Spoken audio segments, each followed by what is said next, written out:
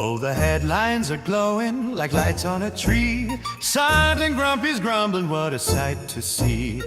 Ed's got his quips wrapped up in a bow, and David's sarcasm, it's starting to snow. Shouting is sharp like an icy remark, Spinning the news into holiday snark.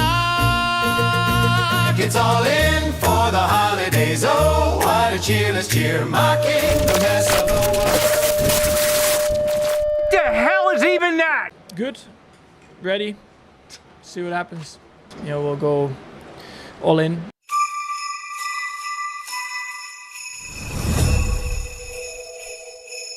Snowfall sharp like a broken rule.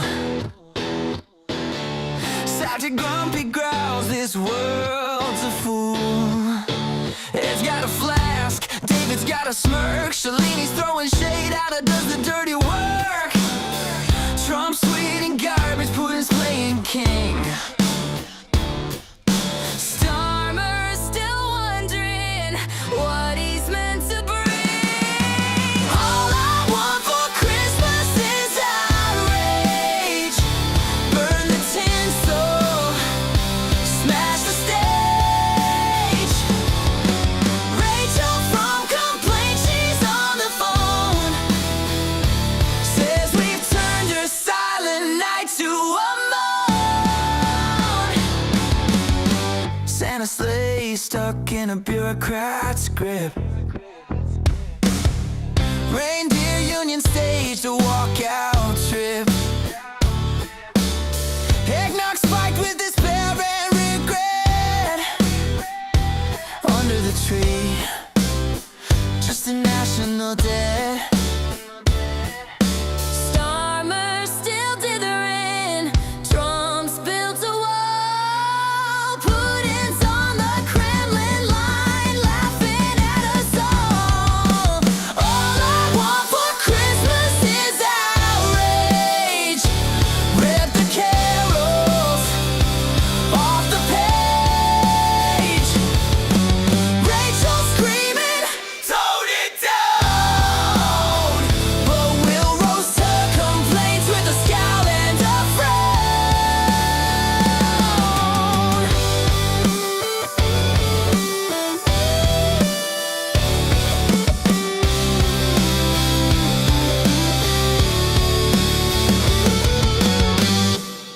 Snowfall sharp like a broken rule. Sergeant Grumpy growls, this world's a fool. Ed's got a flask, David's got a smirk, Shalini's throwing shade out of does the dirty work. All I want for Christmas is outrage. Burn the tinsel, smash the stage. Rachel from Complaint, she's on the phone. Says we've turned your silent night to a moan. Santa's sleigh stuck in a bureaucrat's grip. Good evening, everyone. It's back. It's all in. Good evening. Who is that guy in the fucking hat? Who's that old guy over there? It's Ed! Hey! Hey guys, it's good to be back. I've been battling the big C. I was diagnosed with lung cancer in August, so I've been battling that. I've had finished my chemotherapy now. I'm feeling a lot better. I had a scan Wednesday. Appointment with the oncologist next Friday to find out where we're at. But I feel so much better, certainly than the last time I was on. And so I thought yesterday, I think I feel good enough to do all in. So I messaged John and said, fancy having an extra head on your screen? Definitely. And he was like, yeah, go for it. So here I am. Awesome. Oh, so that was the Christmas intro. I don't know if it's any better than last year's. It's quite AI heavy, but I think it was quite humorous. Well, I mean, it's been an AI heavy year, so that's kind of appropriate. It is fitting, isn't it? Yeah. David, That was great, Sarge. Well done. Lovely. Yeah, woohoo! We even had it R and everything. Yeah, I know. fell out with her last night, I think. Oh, did you? Oh yeah, freaking told me some nonsense. But Oh no. Do we want to hear? We want to hear this? no, probably not, because it was getting quite racy, wasn't it, David? Oh, Mrs. I know nothing. Yeah, I a know racy, nothing. a racy convo with our. And it wasn't me. I didn't start it. Yeah, she's freaking horny little bitch. John tried to get me involved for a threesome, and I went no. So right, let's get into it, as they say. Fucking hell, man! I'm hitting all the cliches tonight.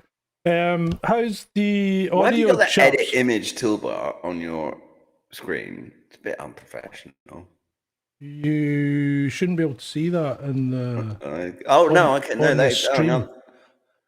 No, I can see it on YouTube. What? I can see it on stream. It's all right. Don't Really? worry. Get a bloody producer, Sarge. You shouldn't. That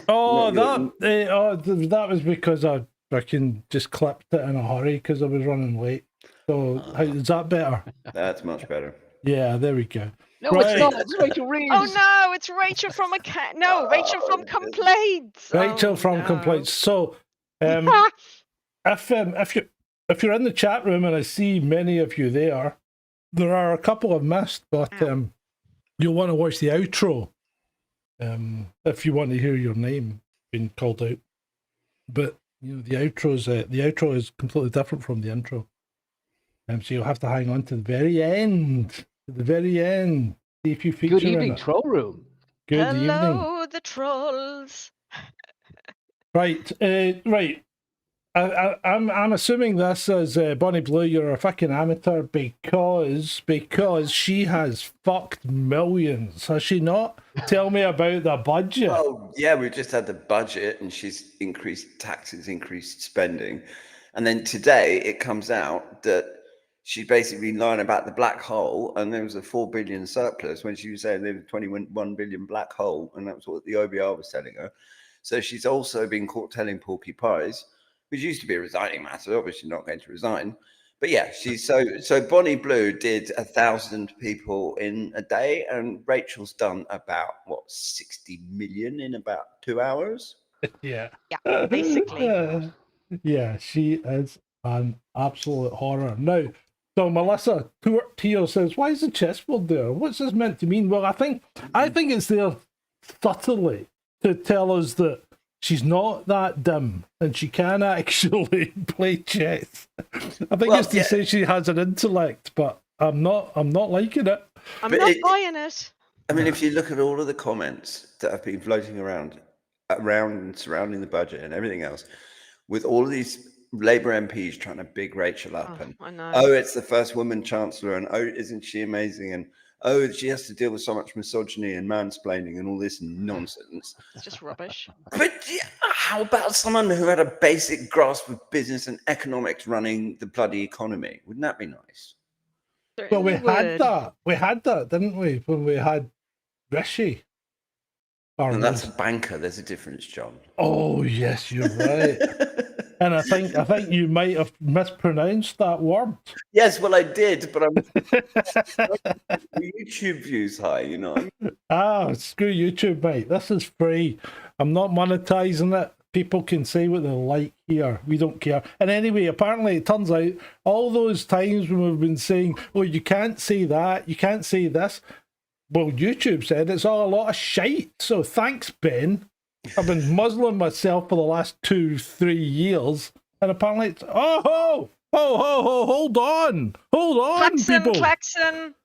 Put one to klaxon, I've forgotten. I don't know. Hey! Nectaritas, good man. Excellent. Nectaritas, what a scholar and a gentleman. Right in there. You are a good dude. Right, and He's then a good egg. He has a good egg. He is, mate. And then down at the bottom, all premium brand cars have been removed from the Motability scheme with immediate effect, including BMW, Mercedes-Benz, Audi, Lexus, Alfa Romeo. Now, I hate to say this, but Ben's going to be gutted if See It doesn't appear. Because that means he's not got a premium brand car. I mean, personally speaking, I think it's fair enough. I mean, the Motability scheme is designed to provide disabled people with transport, and transport is perfectly acceptable in a Vauxhall as it is a bloody BMW. Well, yes and no, because I mean, it doesn't matter what car you get. You only get a certain amount of money, and if you want the higher spec car, you've got to pay for it yourself. You've got to add to it, don't you? That's true. So, oh my god, That's true. he's hitting all the buttons tonight. Well, I haven't been here for a while, so No, that's good. That's good. Ben's making a rap music video. Excellent. Yeah. Why is he making a rap? Okay. I don't know. I hope it's better. I hope it's better than his Fortnite playing.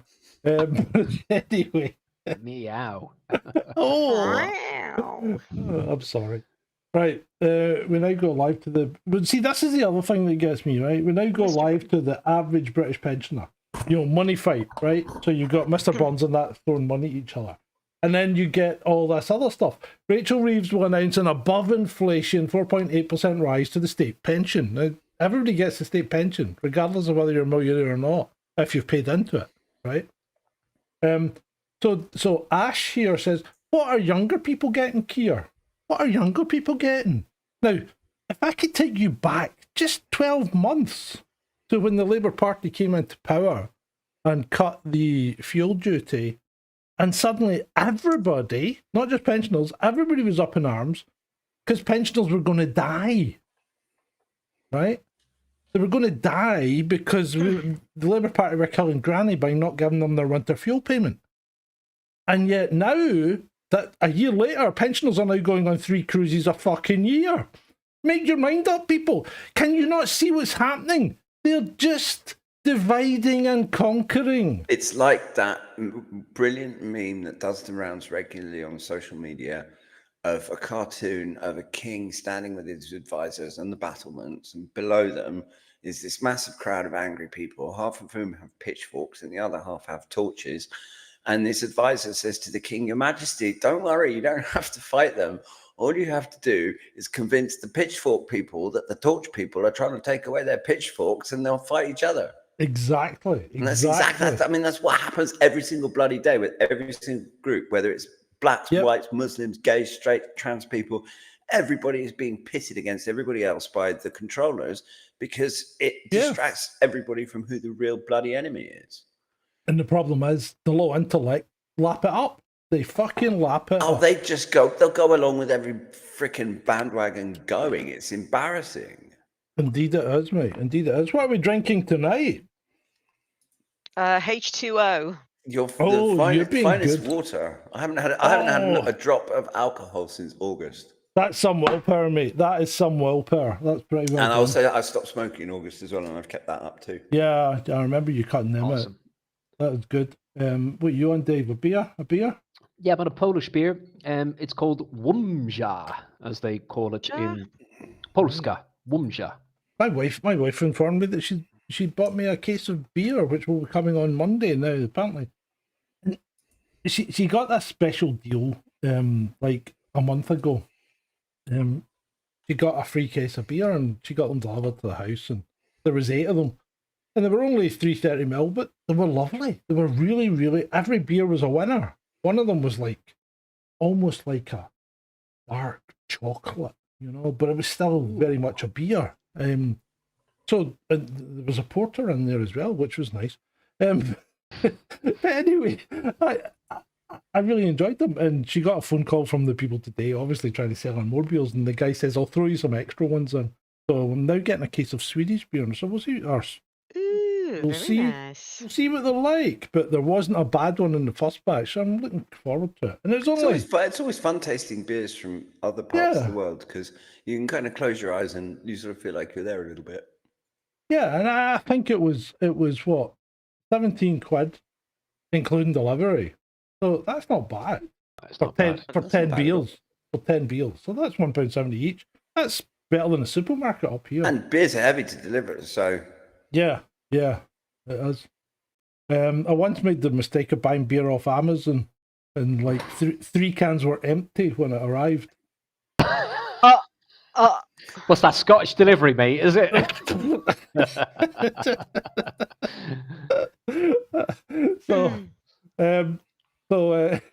let's move on. Let's move on to the next one.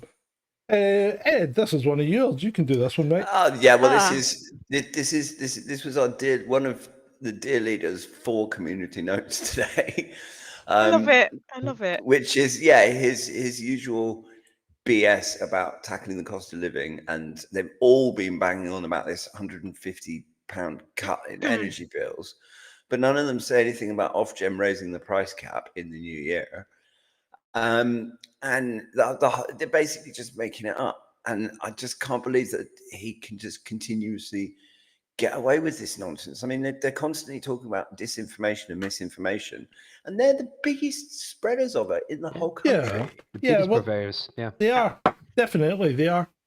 And in fact, we've been doing a lot of work on that. I've been doing a lot of work on misinformation and critical thinking and things like that. And David's been helping me out. He's been sounding it off.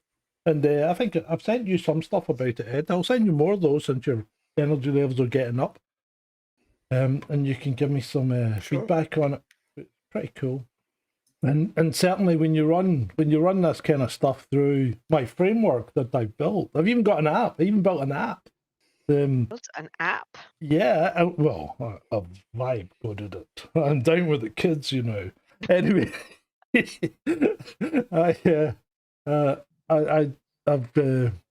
was I saying? I've forgotten what I was saying. I'm About your app. I'm not down with the kids that I've lost my memory. Right, let's move on. Yeah. They're arresting farmers in Trafalgar Square, or Trafalgar Square, around about. This is one of yours, Shalini. Oh yeah, it was.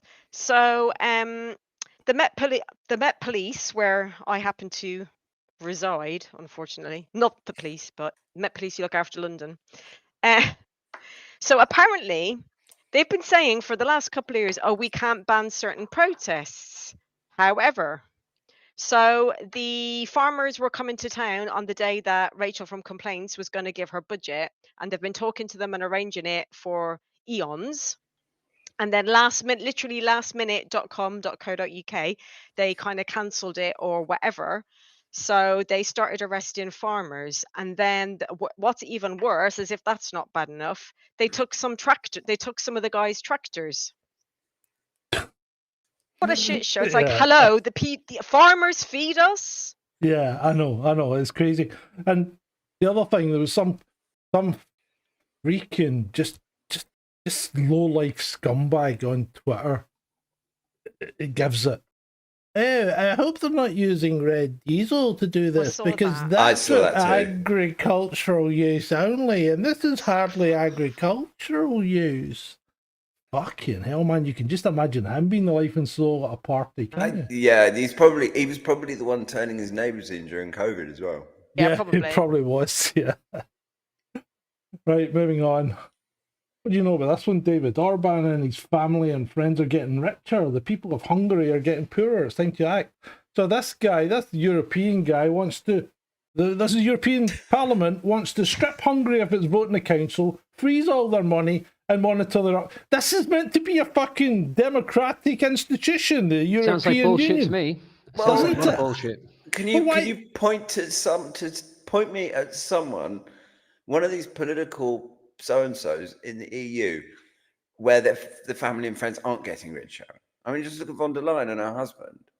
Well, yeah. Just to name one example. And I mean, okay, there isn't a squeaky clean politician on the planet, but Orban is the only one that is kind of challenging the EU's narratives on Russia and LGBT and all of this stuff, immigration. And so they are after him. If they can discredit him, assassinate him, do whatever to get rid of him, they will. Yeah, I know. And the thing is, Hungary's a fucking sovereign state. You shouldn't be interfering with it. Yeah, just leave them alone, for fuck's sake. Imagine if the EU turned around and goes, France, we're gonna seize all your money. Can you imagine France taking that? No. But the EU's number one goal is to get rid of the entire notion of a European sovereign state. Yeah, I know. I mean, and that's one of the reasons sovereignty is antithetical to the whole EU project. One of the reasons I voted to get out. Although I'm not sure I would, if I had a revote. Right, in Glasgow, what the hell is the noises? Oh, sorry, I forgot to silence my phone. People bloody pinging me. I was like, oh my god, there's a bird somewhere in somebody's house. Oh, Jesus Christ! Thank God he doesn't have a seagull notification. Or does he? Sorry, I just put my phone on. No, it's bloody Journeying John. He needs to stop spamming my WhatsApp. Yeah, I know. Stop it, Journeying John. You'll go on I'll send you to the naughty step. And don't spam me either, mate. I'll throw my phone away again like I normally do. Glasgow suddenly needs these barriers. Something spooked the people in charge, and they're not telling us what. We shouldn't be living like this. No, what have you been doing? What? No, I'm just saying. We shouldn't be living like this. Something has changed and we're all meant to pretend it hasn't. Well, no, I don't think this is an unsensible step to make. Because if you're putting out like Christmas markets and things, and you look at what's happening in the rest of Europe, why wouldn't it happen here? And I'm talking about, car-based ramming attacks. So is it not prudent? Is it not prudent to put stuff in the way that would stop that happening? And I know it's not nice, and I know you don't want to live like that, but meantime we have to, because until we unless and until we address the root cause of the problem, instead of papering it over and trying to pretend that everything's fine and with this happy integrated society and all of that nonsense. Stuff like this has to be done, unfortunately. I mean, we shouldn't need it, and if we lived in a properly civilized society, we wouldn't need it. But it's the price you have to pay if you don't want to have little kids that get run over by some psychopath in an SUV. Exactly. I think it's dual purpose also, to be a little bit devil's advocate about it, not just being prudent surrounding kind of ramming attacks, kind of albeit like terrorism, but if there is some sort of like weird accident, someone does lose control of their vehicle like nearby, it could be helpful in slowing the vehicle down or bringing it to a stop. So you could kind of argue for that particular case as well as the whole kind of ramming thing too. So it could be multi-purpose. Good point, David, because did you see the one on the M8 in Glasgow when the lorry driver died at the wheel? Oh, with the fog or whatever it was, the glazed out windscreen. I think a lorry driver died at the wheel, hit the barrier, and his load came off the bridge onto the M8 below it, and it was like 2x4s. So it was like the whole lot. It was a mess. Caused a pile up, yeah. Yeah, it caused a big pile up. The motorway that was recently, was it? Yeah, a couple of weeks, I think, max. Oh, right. But it is. I agree with the with the person who posted prudent. Army. Sad. Yeah. I mean, it is sad, but it's incredibly sad what's actually happened to European societies. I mean, when you look at 20 or 30 years ago, Christmas markets, places where people are just gathering to have fun, and they wouldn't have any thought of being run over by a psychopath in an SUV, or have some knife-wielding maniac running around chopping people up, or some of the bloody awful things that happen. But if we point any of these things out, or if we say that we're kind of sad that society is the way it is now, we're far-right extremists. That's ridiculous. Yeah, I know. And the thing is, well, they're so nice, the Christmas markets, because when I used to do my little sojourns at Christmas and go away, or even in my younger days, the Christmas markets are great. You have a nice glue wine, or nice things to eat, and you go, you walk about, and it's all cold and frosty, and it does make you feel really Christmassy, and it's just so lovely and atmospheric. But now it's been bloody ruined. Sorry, excuse my French. We went to Christmas market in Denmark during COVID. Yeah. and it was brilliant because there was no restrictions. Nice people too. And lovely people, yeah, lovely Danish, people. yeah. Yeah, it was great. Anyway, moving on. It looks as if Labour will use drones to spy on your home. Oh yeah. So, and if you did the right thing and installed clean energy, such as heat pumps and solar panels, you'll pay more council tax because they think your house is worth more. It leaves me speechless. I mean, the whole net zero thing, the authoritarianism of this Labour government, you just wonder where they're going to draw the line. Is there a line? I don't think there is. Probably not. Well, I think they're still pushing it, aren't they? But, you know, we'll get onto it. I think. Right, so let's get into So Putin has said for the 67,428th time that he has absolutely no intention of attacking Europe. Why the hell would they? The whole idea is completely barking mad. And the only reason that European politicians are doing it is to enrich themselves and their cronies. No, I think you've summed that one up quite well. Quite simply. What I would say is someone put a tweet out today saying, why has Putin been able to, convince the mass of the public that he's the good guy and Ukraine's the bad people? One, Ukraine are the bad people because of their terrible, terrible human rights record. There's child trafficking and both prostitution and slavery. Organ trafficking. Sorry? Most corrupt country in Europe. Well, yeah. So there is picking that. people up off the streets and press ganging them into military service. But I think the other thing is Putin has always told us what he was going to do and then done it. He's been true to his word. He was more than patient. He gave him 7 years or more, and people in in Donbass and in the east and southeastern parts of Ukraine were consistently shelled. And I think Putin he went beyond patience, and then it's like, right, the gloves are off. It's that you haven't bothered to listen. In Russian terms, he's a moderate. There's plenty of people in Russia who think he should be be taken much harder line. Medvedev. Medvedev's an outlier because I think he and Putin came up with the deal many years ago that Medvedev would play the bad cop and to Putin's good cop, and that Medvedev would be the one to say all of the go on, spit out then. That side of Russian society. Oh, this is his latest one. This is from today. The corrupt government surrounding the expired Kiev clown has crumbled. He may still be sitting in his office spewing cocaine from his nose, but he won't be the one who signs the peace treaty. The buffoon is illegitimate. The collapse of his system is inevitable. I think they're all fleeing, aren't they? Well, yeah, they kind of are, and we'll go back into that. Well, Yermak's is resigned because the anti-corruption. That's the next slide after this one. Right. Right. Sorry.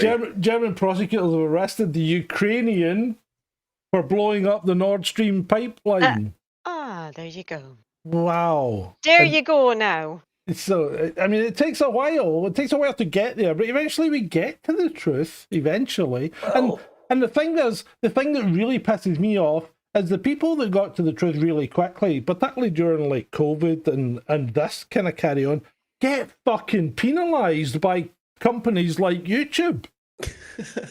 Don't we? We get banned, we get stuff pulled off the channel, we get strikes against us because we were right, and you don't get any of that back from these companies. John, didn't you know it's far more dangerous to be right than it is to be wrong? Yes, I think you're correct. And as for these Ukrainian patsies, whatever, we all know the truth, that some random vodka-swilling Ukrainians with a sailing boat didn't do the kind of insane tech dive that I know people who can do dives like that, and I know the kind of preparation and planning and kit that goes into a dive that. And it's not the sort of thing that you can just do on a whim. I don't have a pen. It's not the sort of thing you can do without some serious training. I was going to draw a big 6 and then SBS, but I think they might have been involved. I think Right. it was a joint operation, yeah, with SBU and MI6. I know Ed follows Kit Clownberg, and I think Kit Clownberg has written previously about SBU and SIS or MI6 involvement as well. Yeah, Kit has his finger on the pulse of all of this, and it's definitely worth following.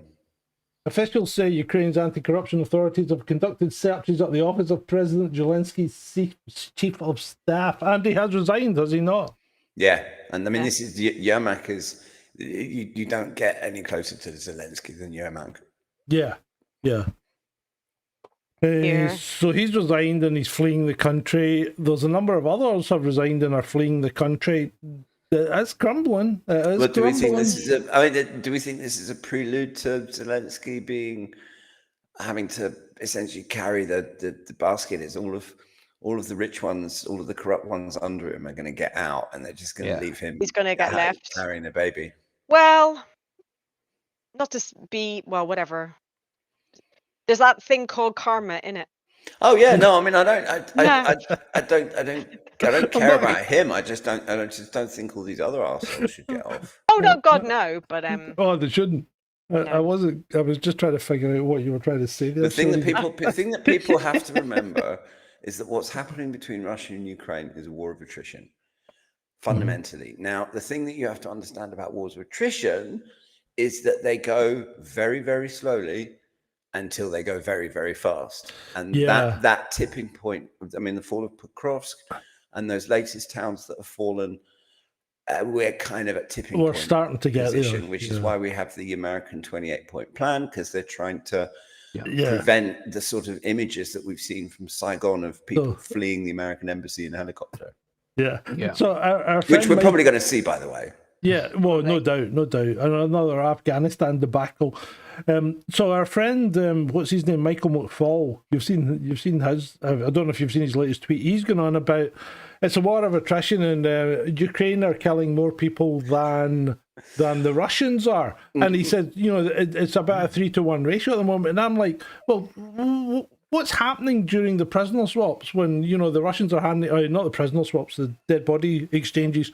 What's happening when the Russians hand over 39 people and they get one Russian back? Are the Ukrainians eating the Russians? I mean, where are all these dead people going? This is a very good question. And the Russians. Michael McFall is one of the reasons that we're in this mess in the first place, because of his constant ignorant warmongering, distorting of facts. I mean, he's basically the way to understand reality is that whenever Michael McFall says something, swap Russia and Ukraine. Whatever he says about Russia, assume he's saying about Ukraine. And whatever he says about Ukraine, assume he's saying about Russia. And then you actually get closer to reality. You are correct. In fact, I was out this morning with doing a bit of filming for a small company, doing some social media marketing. I was filming a client's house. And I was on the way to the gig with a guy whose company it is, and he was saying his I think it's his cousin worked for BAE, and he was very high up in them, right? And he said he was talking about the equipment they were putting on the ships, the new ships, and he said you should see the stuff we're putting on the new ships. It's absolutely fantastic, but it's 15 years behind where we are now, because when we put that stuff onto the build, that was 15 years ago, and now we are so much further ahead. But the stuff that's going out on the ships just now is, nearly 30 years out of date by the time it goes live. Which just goes to show you how utterly broken the whole government is. Yeah, I mean, it blows my mind how utterly useless and inefficient the entire system is, and nobody wants to fix it because you've got all these bureaucrats raking in their fat paychecks and getting ready for their fat pensions and stuff, and they've got no interest in fixing the system because it works to their advantage. Yeah, you're right. Right, moving on. Zelensky's top aide and key peace negotiator. Hold on a minute. When did Ukraine ever negotiate peace, apart from the one where they had effectively signed a deal, and then Boris came along and kiboshed it? Yeah. So, anyway, Choice of words. we've covered this guy, really, haven't we? Yeah. We've covered Dmitry, and now we're Oh, on look. to Europe. So, no real On the intent in liar. Moscow to engage in peace talks, says von der Leyen. I would say there's no real intent in Europe to engage in peace talks, says None Europe. whatsoever. None whatsoever. I mean, again, it's all just projection. Whenever they talk about Russia, just imagine they're talking about Ukraine. Yeah. Yeah, and well, here's the one. Europe is thinking the unthinkable. Hold on, and you just let this one sit on your mind for a minute. Retaliating against Russia. With what? But hold on. Europe is going to retaliate against With what? Russia. With what? But it's even worse than that, Ed. When did Russia attack Europe? Well, No, according they didn't. according to Kaka, Russia's attacked 19 hey, hold countries on. in 100 years or something. We've got a whole fucking slide there. Oh, from right. Kaka. We've still got Kaka's corner coming up. Oh, So- yeah. Right. But yeah, you can't retaliate against someone who hasn't acted against you. No. Because Russia's not done anything against Europe. I mean, really, has it? Good No. grief. They're deluded. They really are. It's been Well, terrible. that's- They've given cheap energy. I mean, my God, like They gave cheap energy to Holland for many a year, did they not? Well, they've been supplying Europe with cheap Yeah. pipeline gas for years, and now that that's been shut down, Europe's economy is in the toilet, and Europe is deindustrializing. Yeah. But European politicians are still obsessed with this Russia-Ukraine thing, and so they're quite happy to starve and freeze their own population as long as they don't have to admit they were wrong. So let's move on. And meanwhile, in Australia, Aussie kids under 16 will no longer have social media. Oh yeah, I A saw world this. first. I don't know if it's a world first, because there are kids out there that don't have social media. I'm probably thinking North Korea. I'm pretty sure kids under 16 won't have social media there. Pretty much. And that they definitely don't have social media on that island and the Indian Sea that's completely sealed off from technology. Do you and mean Diego contact. Garcia? No. There's an island south of India it's an Indian protectorate, but it's a tribe that inhabit this island, and anyone that lands on the island, the tribe kill them. God, are they cannibals? No, they don't eat them; they just kill them. Okay. So, Don't yeah, go there then. they do not want. They don't. I mean, I think there was two fishermen fairly recently, last few years.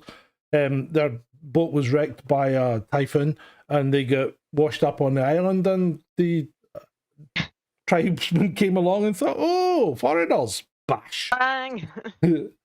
you're dead." But yeah, Yes. they don't take any. They don't let anyone on the island. Right. Anyway, moving on.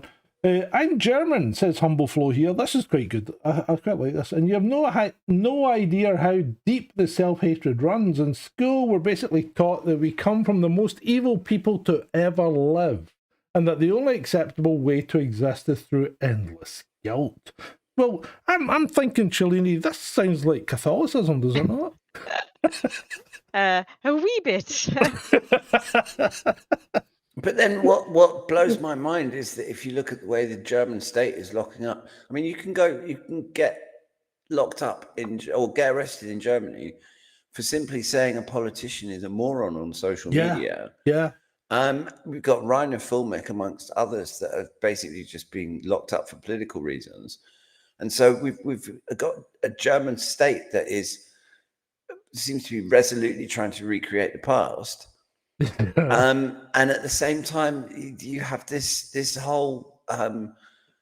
It's a very interesting society, and I use "interesting" with as many different possible meanings as you want to attach to it. Yeah, right. We'll move on because I think so. That might be best.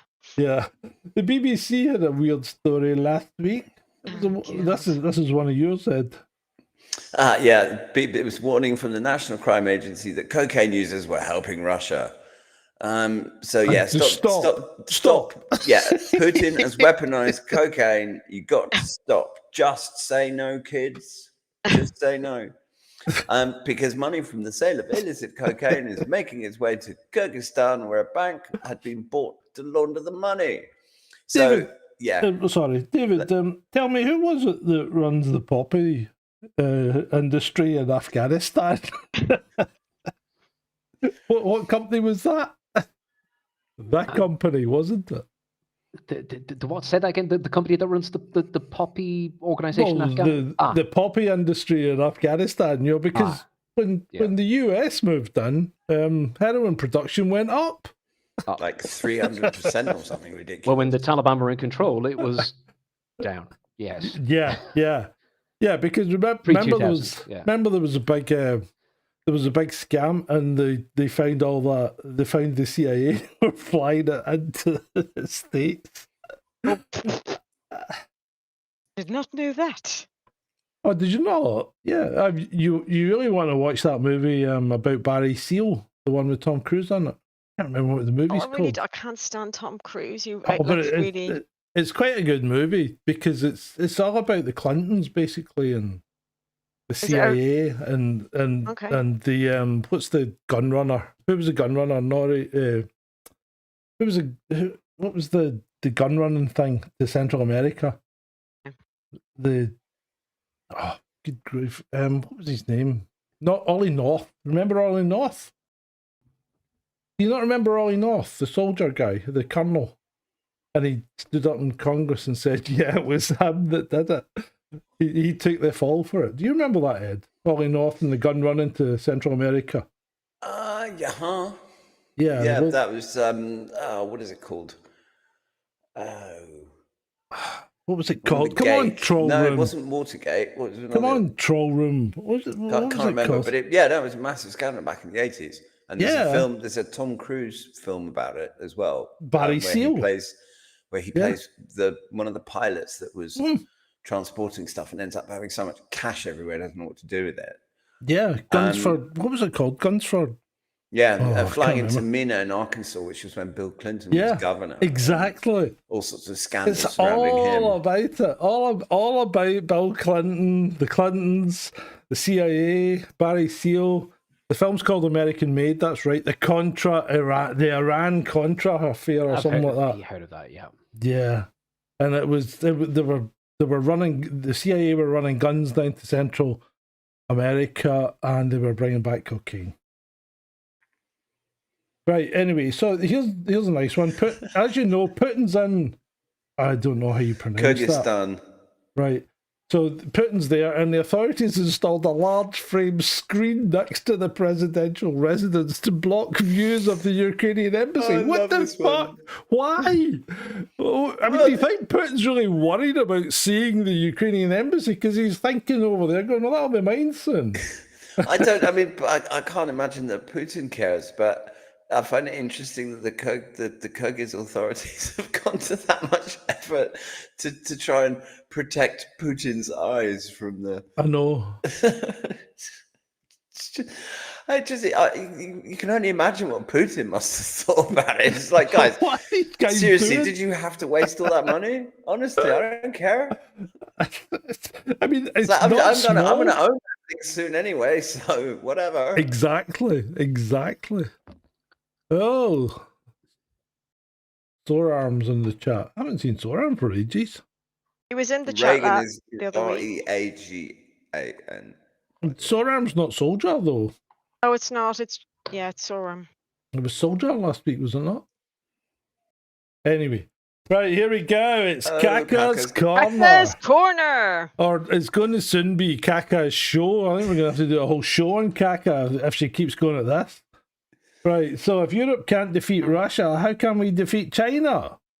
Who said you could? China.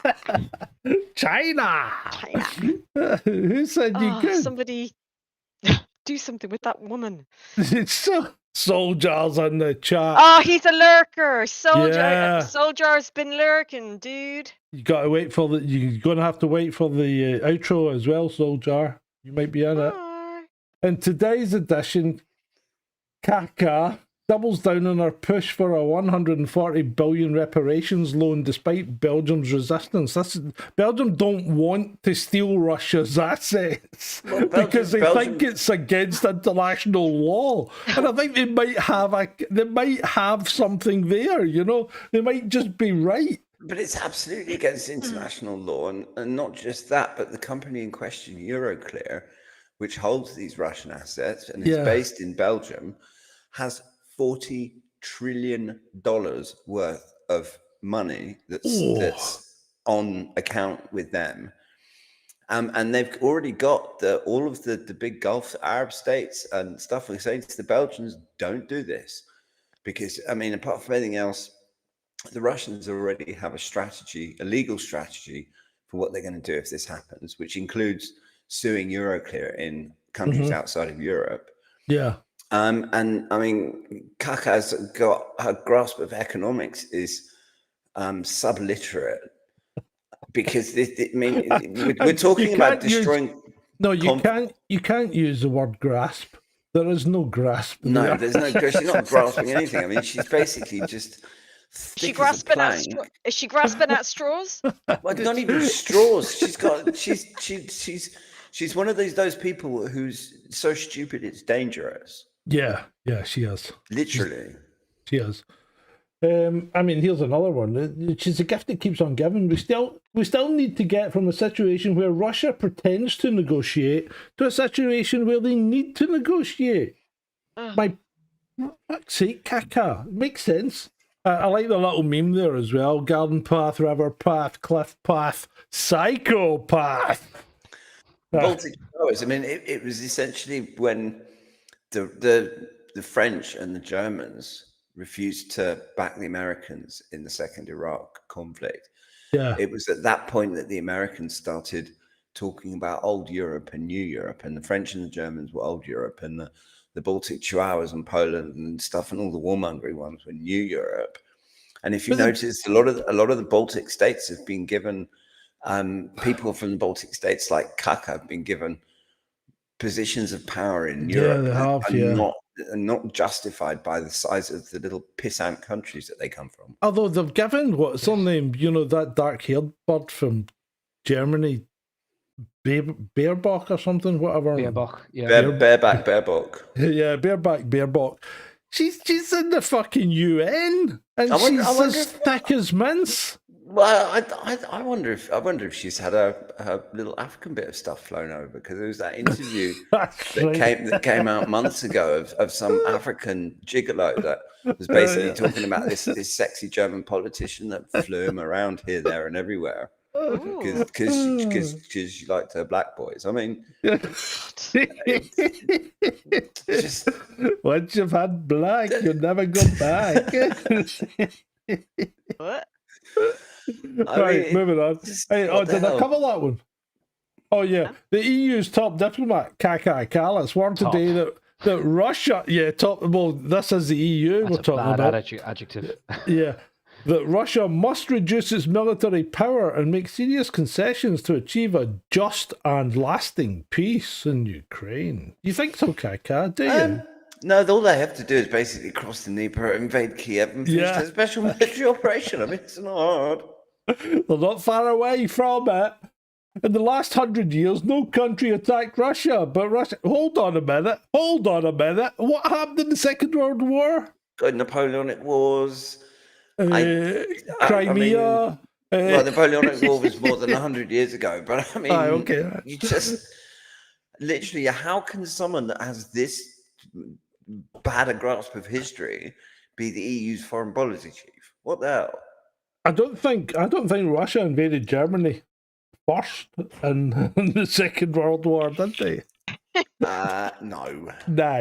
Who's been expanding since 1991? I think somebody needs to go back to school. Indeed. Right. And that picture down the bottom was from Olga, Ed's favourite Russian lady.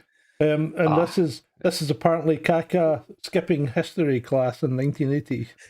Ah, right. Okay. I mean, but Like, Ed was right. Like Estonia Who? is a pissant country of Yeah, just over but it's- 1.3 million people, and to change it it's- up like a little bit. This is the country that Keir Starmer and the Labour bloody Stasi government Yeah, I are looking know. at, going, "Ooh, they got a great national ID system. Yeah, I know. Let's use Estonia." It's like, no. You no. don't want something from Estonia from Kaka's country. Thank you But very it's much. beautiful. It's a beautiful looking Yes. country. No doubt. Yeah. I went that my last Christmas holiday, which was however many years ago that was, and I was in Tallinn for a couple of days. It's really nice. They've got a gorgeous Christmas market as well.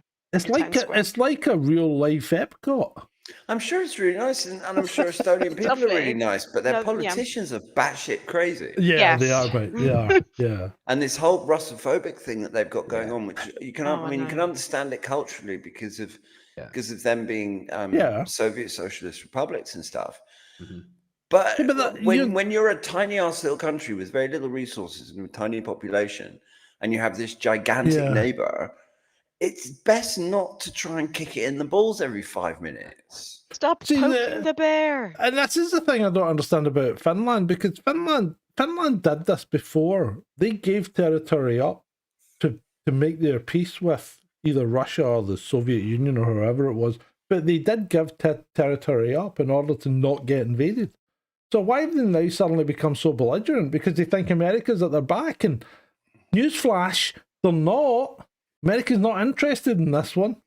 But it's also because I think that in all of these countries, the globalist system has promoted politicians into positions of power who represent their views, basically. I'm sure there are probably some pro-Russian politicians left in Latvia and Estonia and places like that. Yeah. But they don't get any kind of voice, they don't get any kind of power. And the people who get promoted by the Soroses of this world and other such globalist power players are the ones who will essentially, like Kaka, who just bend over and do what they're told. So as Sorab says, Russia also has those fancy hypersonic missiles which tend to make everything obsolete, and a giant drone submarine handy for taking out aircraft carriers. Aircraft carriers are obsolete in today's world, are they not, David? Don't you think so?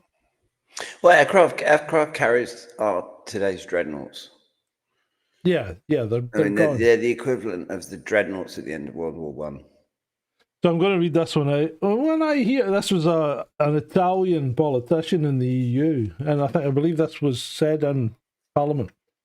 When I hear Callas speak, I wonder how it could have happened that one of the cradles of world civilization, Europe, the inventor of modern diplomacy, founded on the principle of no more world wars between us, could have fallen into the hands of such an imbecile.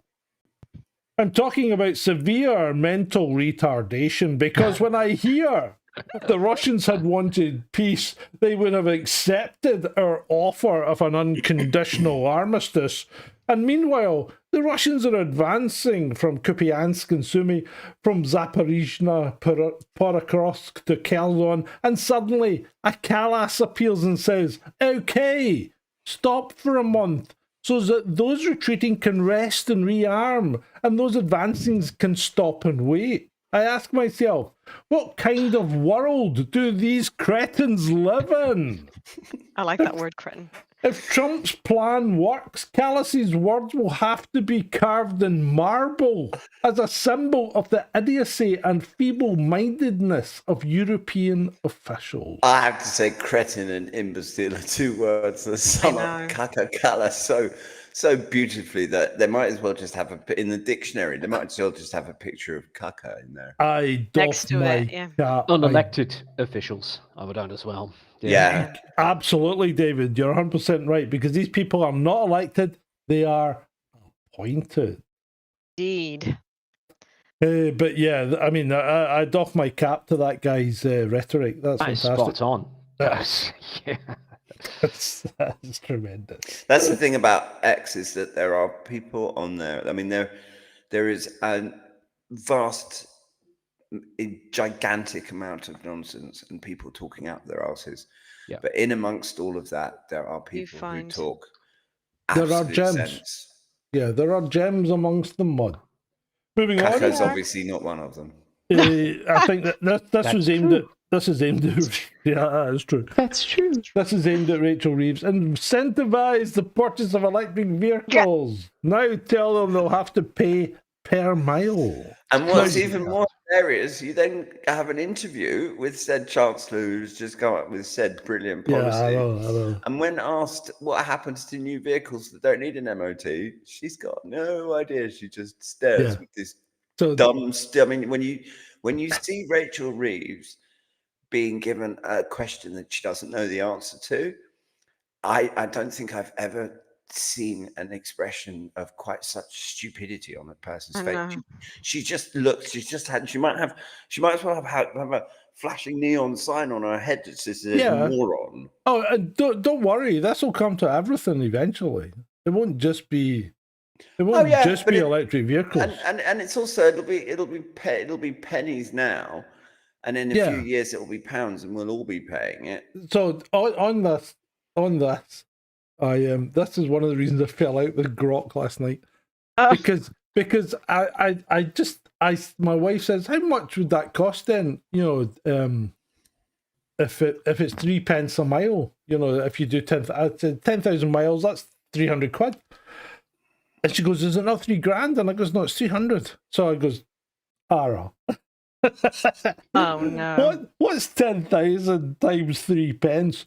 That's 30 quid, mate. No, it's fucking not. Oh no. And she persisted for like 4 or 5 times of trying to teach her that it wasn't, and eventually she got it right. That's Elon's fucking top-notch AI. Hallucinating. 10,000 times 3 pence is 30 quid. You fucking zoomer. Anyway, when we come back to it, when pay per mile comes in for EVs, if between MOTs you holidayed in France and clocked up 800 miles, do you pay for those miles too? Now, hold on a minute. This is where, I mean, and I have to call her out here. Lilani Dowding also tweeted this. And I'm thinking, critical thinking is something you guys really fucking need, because you've already got to give your passport over when you go abroad in your car.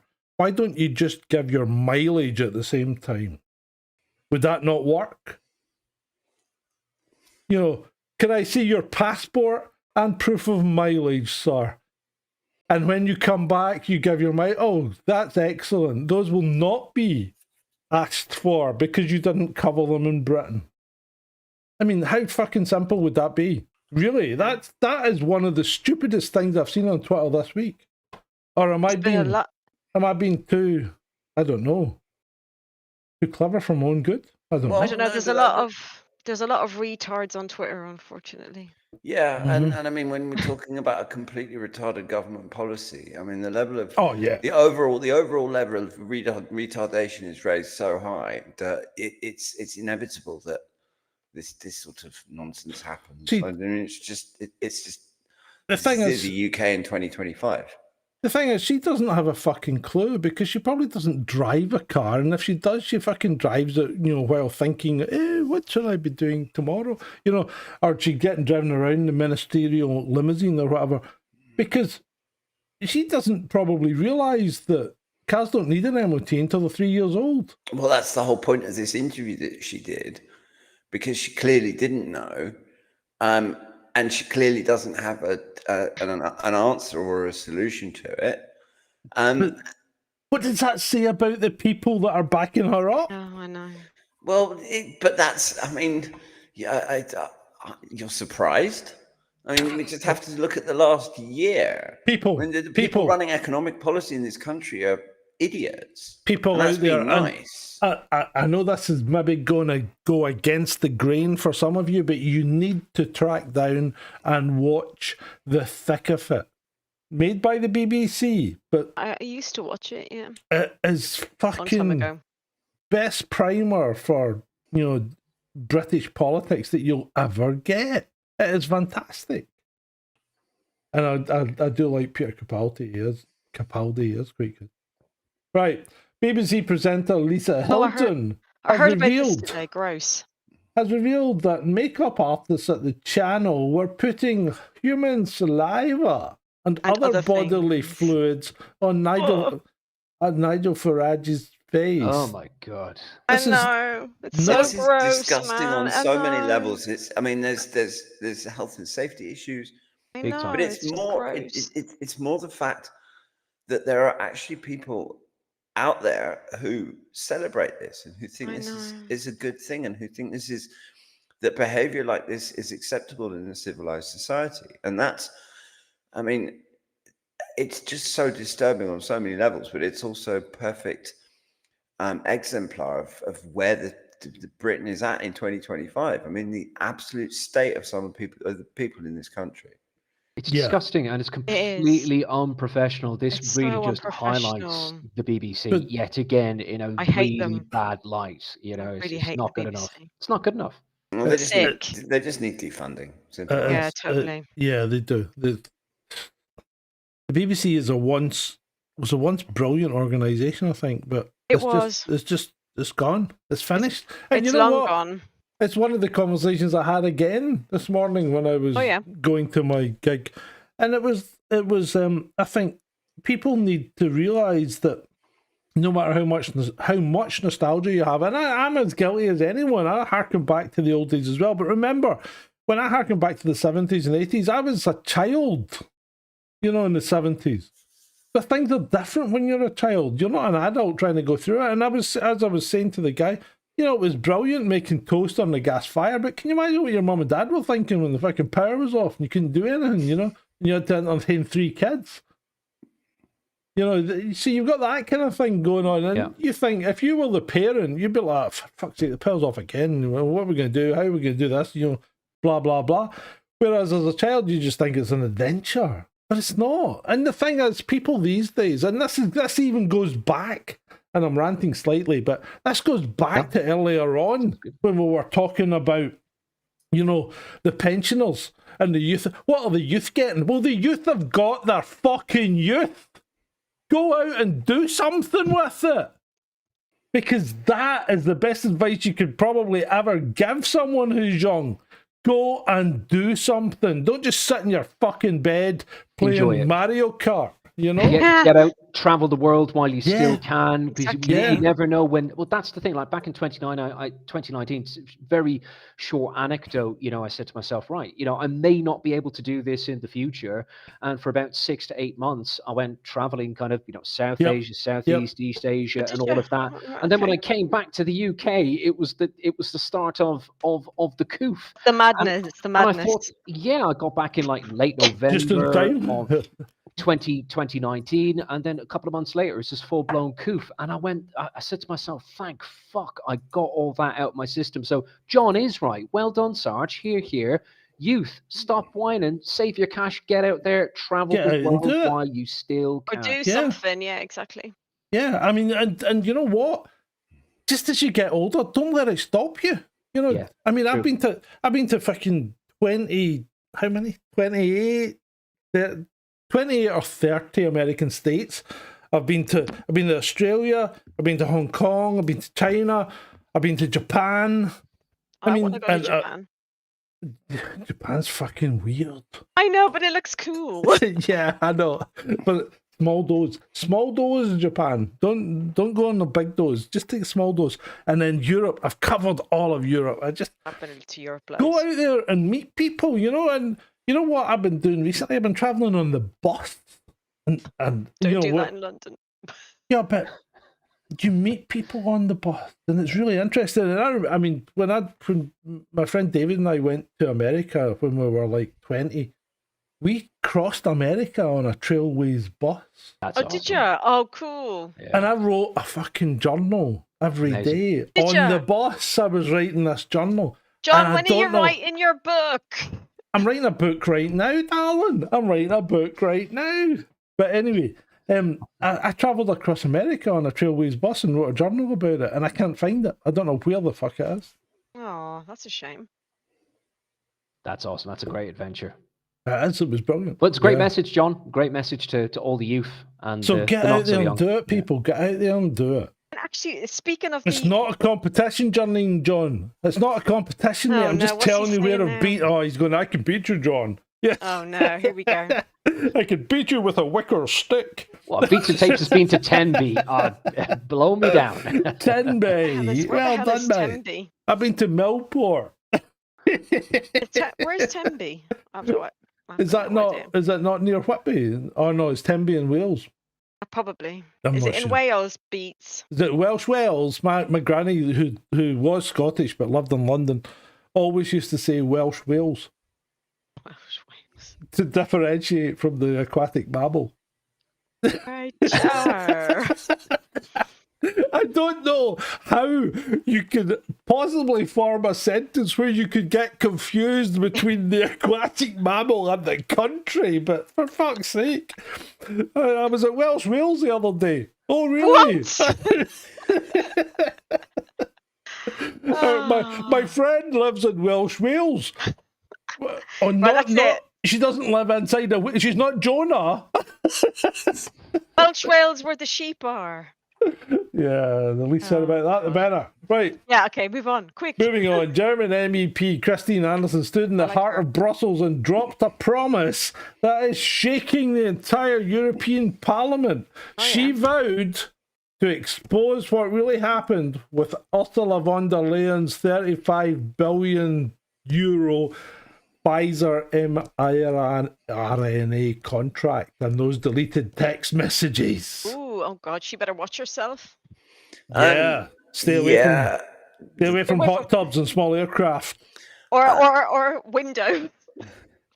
Forgive my eminent skepticism, but if something needs to happen, but if it was going to happen, it would have happened already. Yeah.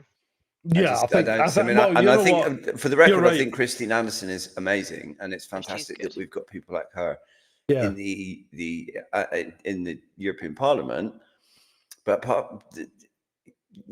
European parliamentarians have zero power to start with, and the whole system will just close in on her. I mean, there's no way they're going to let this out. You're right, and it's the same here. Look at the COVID inquiry. What's coming out of that? Yeah, bullshit. It's just a whitewash. It's just absolute nonsense from start to finish. That is. Right, moving on. Raw Egg Nationalist here says we need a complete and total shutdown on masculinity retreats until we can figure out what the hell is going on. So this is like a bunch of fucking what appears to be large male babies freaking out and being hugged by these other guys who are there obviously to let them release their inner tensions. To me, sounds gay. That's exactly what I said. They are kind of gayness retreats, but I said, is this an Andrew Tate thing? Because it sounds a bit gay. Andrew Tate, dude. I mean, the thing is that ultimately, if groups of men want to go on a masculinity retreat and they're not hurting anyone, and they want to like cry on each other's shoulders and get naked and cuddle and all this nonsense, then fine. But I mean, it's just okay. I mean, everybody else has got retreats. You got yoga retreats and silence retreats and vegan retreats, and I guess men should get retreats as well. But this isn't masculinity. This isn't masculinity. This is like... Now, masculinity retreats would be things like wood chopping and like spending time out in nature and camping, like going out into the woods with just an axe and having to survive for 3 days. I mean, that's a masculinity retreat. Getting your knife out and doing a bit of whittling. Or being sent out into the bush with nothing but a Bowie knife and a roll of string and a box of matches and having to survive for a week. Off you go. We were in France. My daughter says, "I want to do some whittling." And I goes, "Yeah, okay." So I got her a stick, and I gave her my penknife, and I goes, "On you go." And she came back to me about an hour later, and she goes, "This is a fucking..." Well, she didn't swear, but she said, "This is a lot harder than it looked on YouTube." So she gave up whittling. Right, moving on. Darren of Plymouth. Darren of Plymouth says the Duchy of Cornwall are not joking around. When push comes to shove, the Cornish will be the people who rise up.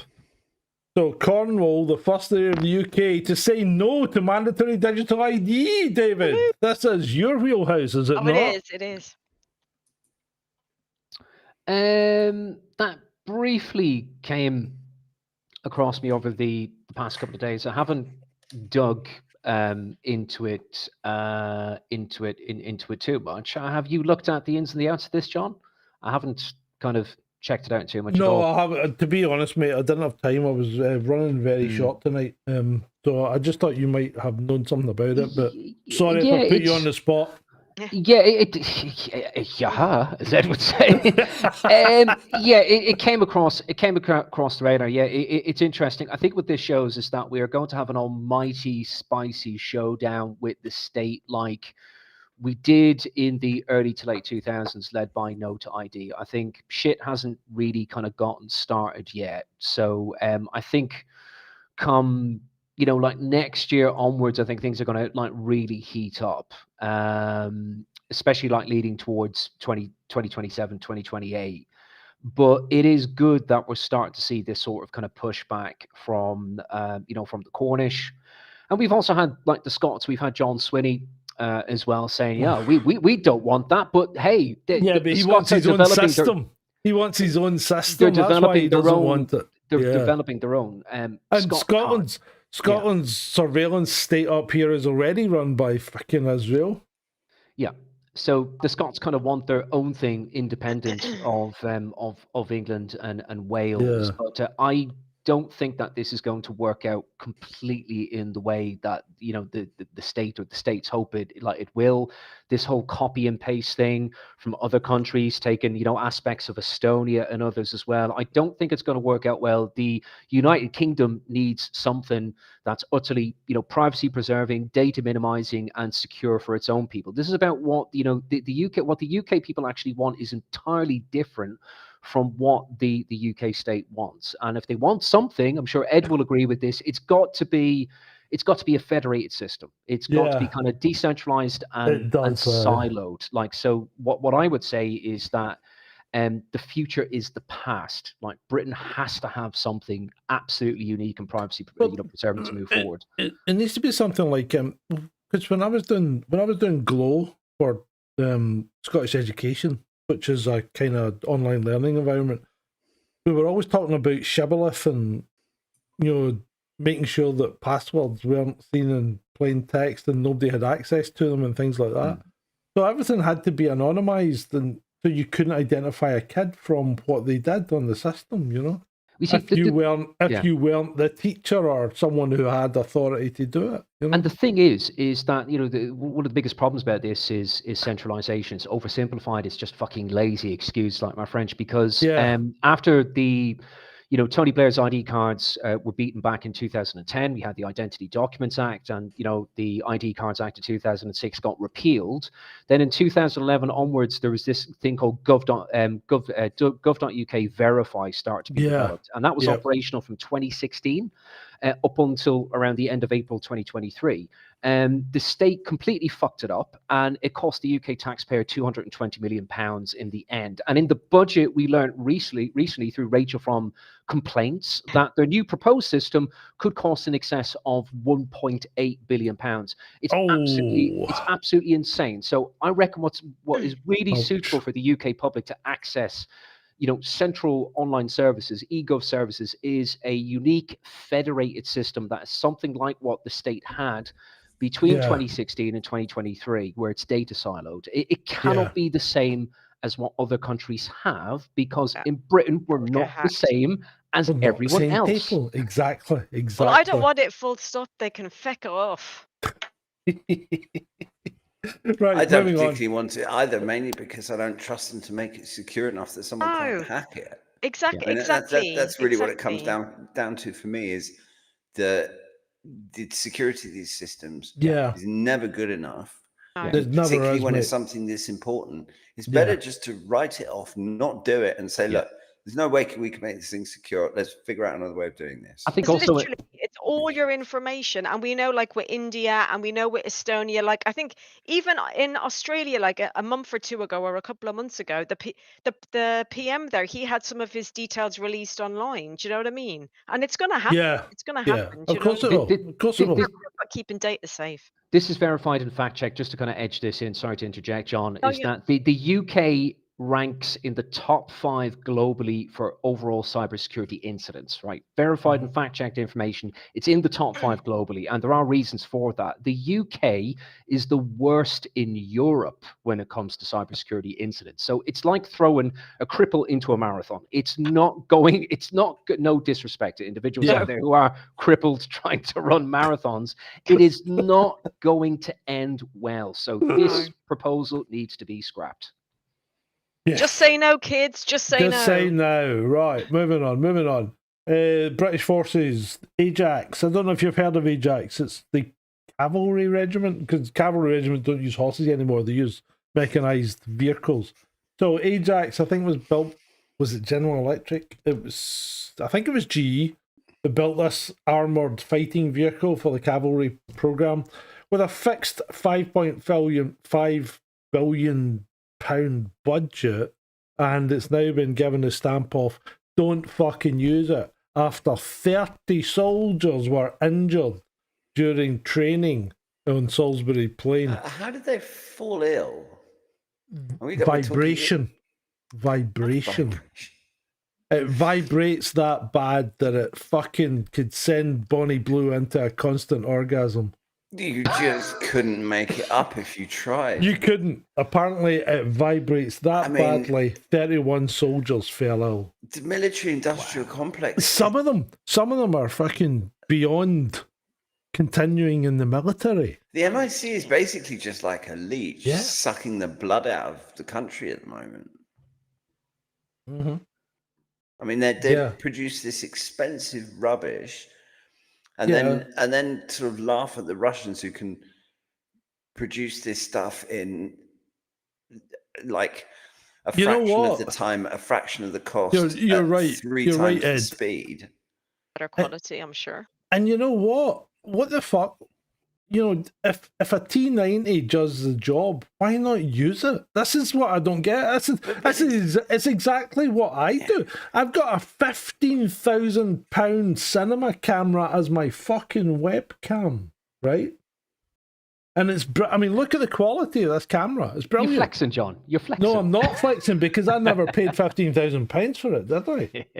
Because when that was launched in 2012, it was a £15,000 camera. Yeah. I didn't pay that for it. I bought that when we still had the gym business, and I bought it for the gym because this was what we were filming I used to film my wife. It was all above board. Oh, I don't think we need to TMI, John. We did all the online fitness program stuff for the members. Yeah. So I bought the camera. It was, and I bought it on eBay for £500. And it's I mean, okay, that's 1080p, right? But it's a 4K sensor that downsamples. It's the best fucking 1080p you'll ever see. And it cost me £500. And this is why do we keep seeking something that doesn't fucking work? I mean, it's like what's the American tank, the Abrams? It's a piece of shit because you can spot it from space because of the heat signature that thing gives out. Right. It uses a fucking jet engine. And you need an entire crew of people because it needs so many repairs that... It's same with the F-35. You need to have it in the shop repairing it for every 3 hours compared to 1 hour that it's actually run. Exactly. They're too heavy. They're too complicated. I mean, if you look at the kit the Russians build... Yeah, you've got guys with basic mechanics degrees that can repair this kit in the field. Wow. And if not, they can basically pick it up and take it to a repair shop, and it's all done. It's all made so simply with parts that can be interchanged. It's like the Kalashnikov. So I went to a service school in Hong Kong, right? So it was all British service kids. You know, we weren't mixing with the Chinese or anything like that. It was. I'll just say what it was. It was white, right? There was nobody else there because at that point the British forces were all white. So when you went to school, you were at school. Your whole presence at school was dictated on what your dad was. Right? So if your dad was a fucking colonel in the army, you were a knob, right? And if you were in the Royal Navy, you were the fucking cream of the cream, because the Royal Navy was the senior service.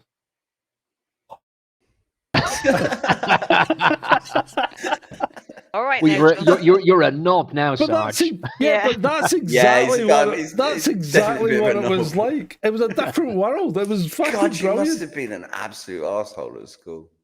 I don't think so. I don't think so. Apparently, I look like a young Elvis Presley. I bet you were a gobby little wanker. I wasn't. But I mean, I had a bet you brilliant time. I had a brilliant time. He's very well But yeah. spoken. Yeah, but did anybody else have a good time? That's the question. Yeah, exactly. Yeah, Good question. I had one of my friends. I took pity on one of my friends who was called Watson, and because it was a bit like public school almost, because we always used to refer to people with their surnames. So Watson was my friend, and he was like my Batman, because he was in the army. His dad was in the REME, right, which is the engineers, and he used to tell us about REME stuff. And you could believe it because his dad would tell him it, and you knew it was right. It's legit. Mhm. Yeah, you knew it was legit. And I think the problem nowadays is nobody has a fucking clue how to fix anything. No. Because in those days, you could turn your hand to anything. You really could. And the army could. I mean, he used to tell us that a chieftain or whatever the tank was at the time, Centurion or whatever, could run on any fucking liquid as long as it had some alcohol in it. So it could run on anything from cooking oil to whiskey. All you had to do was tip it into the tank and it would burn it. And it might smoke more on some of it, but it would fucking keep running because they were so detuned, right? That they would just, they were never stressed, so they could just keep going. That was the idea, because in a war situation, your logistics aren't guaranteed. And this was the whole point of that.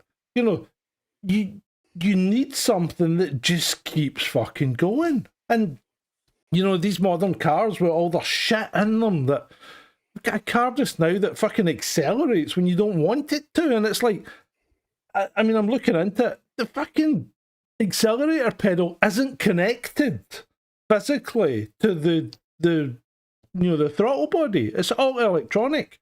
So if the sensor goes awry or something goes wrong in the electronics, the car, this is one of the tweets I made today. This guy says, no car can accelerate without you pushing the accelerator. I fucking challenge you, mate. You want to come and drive ours because it does.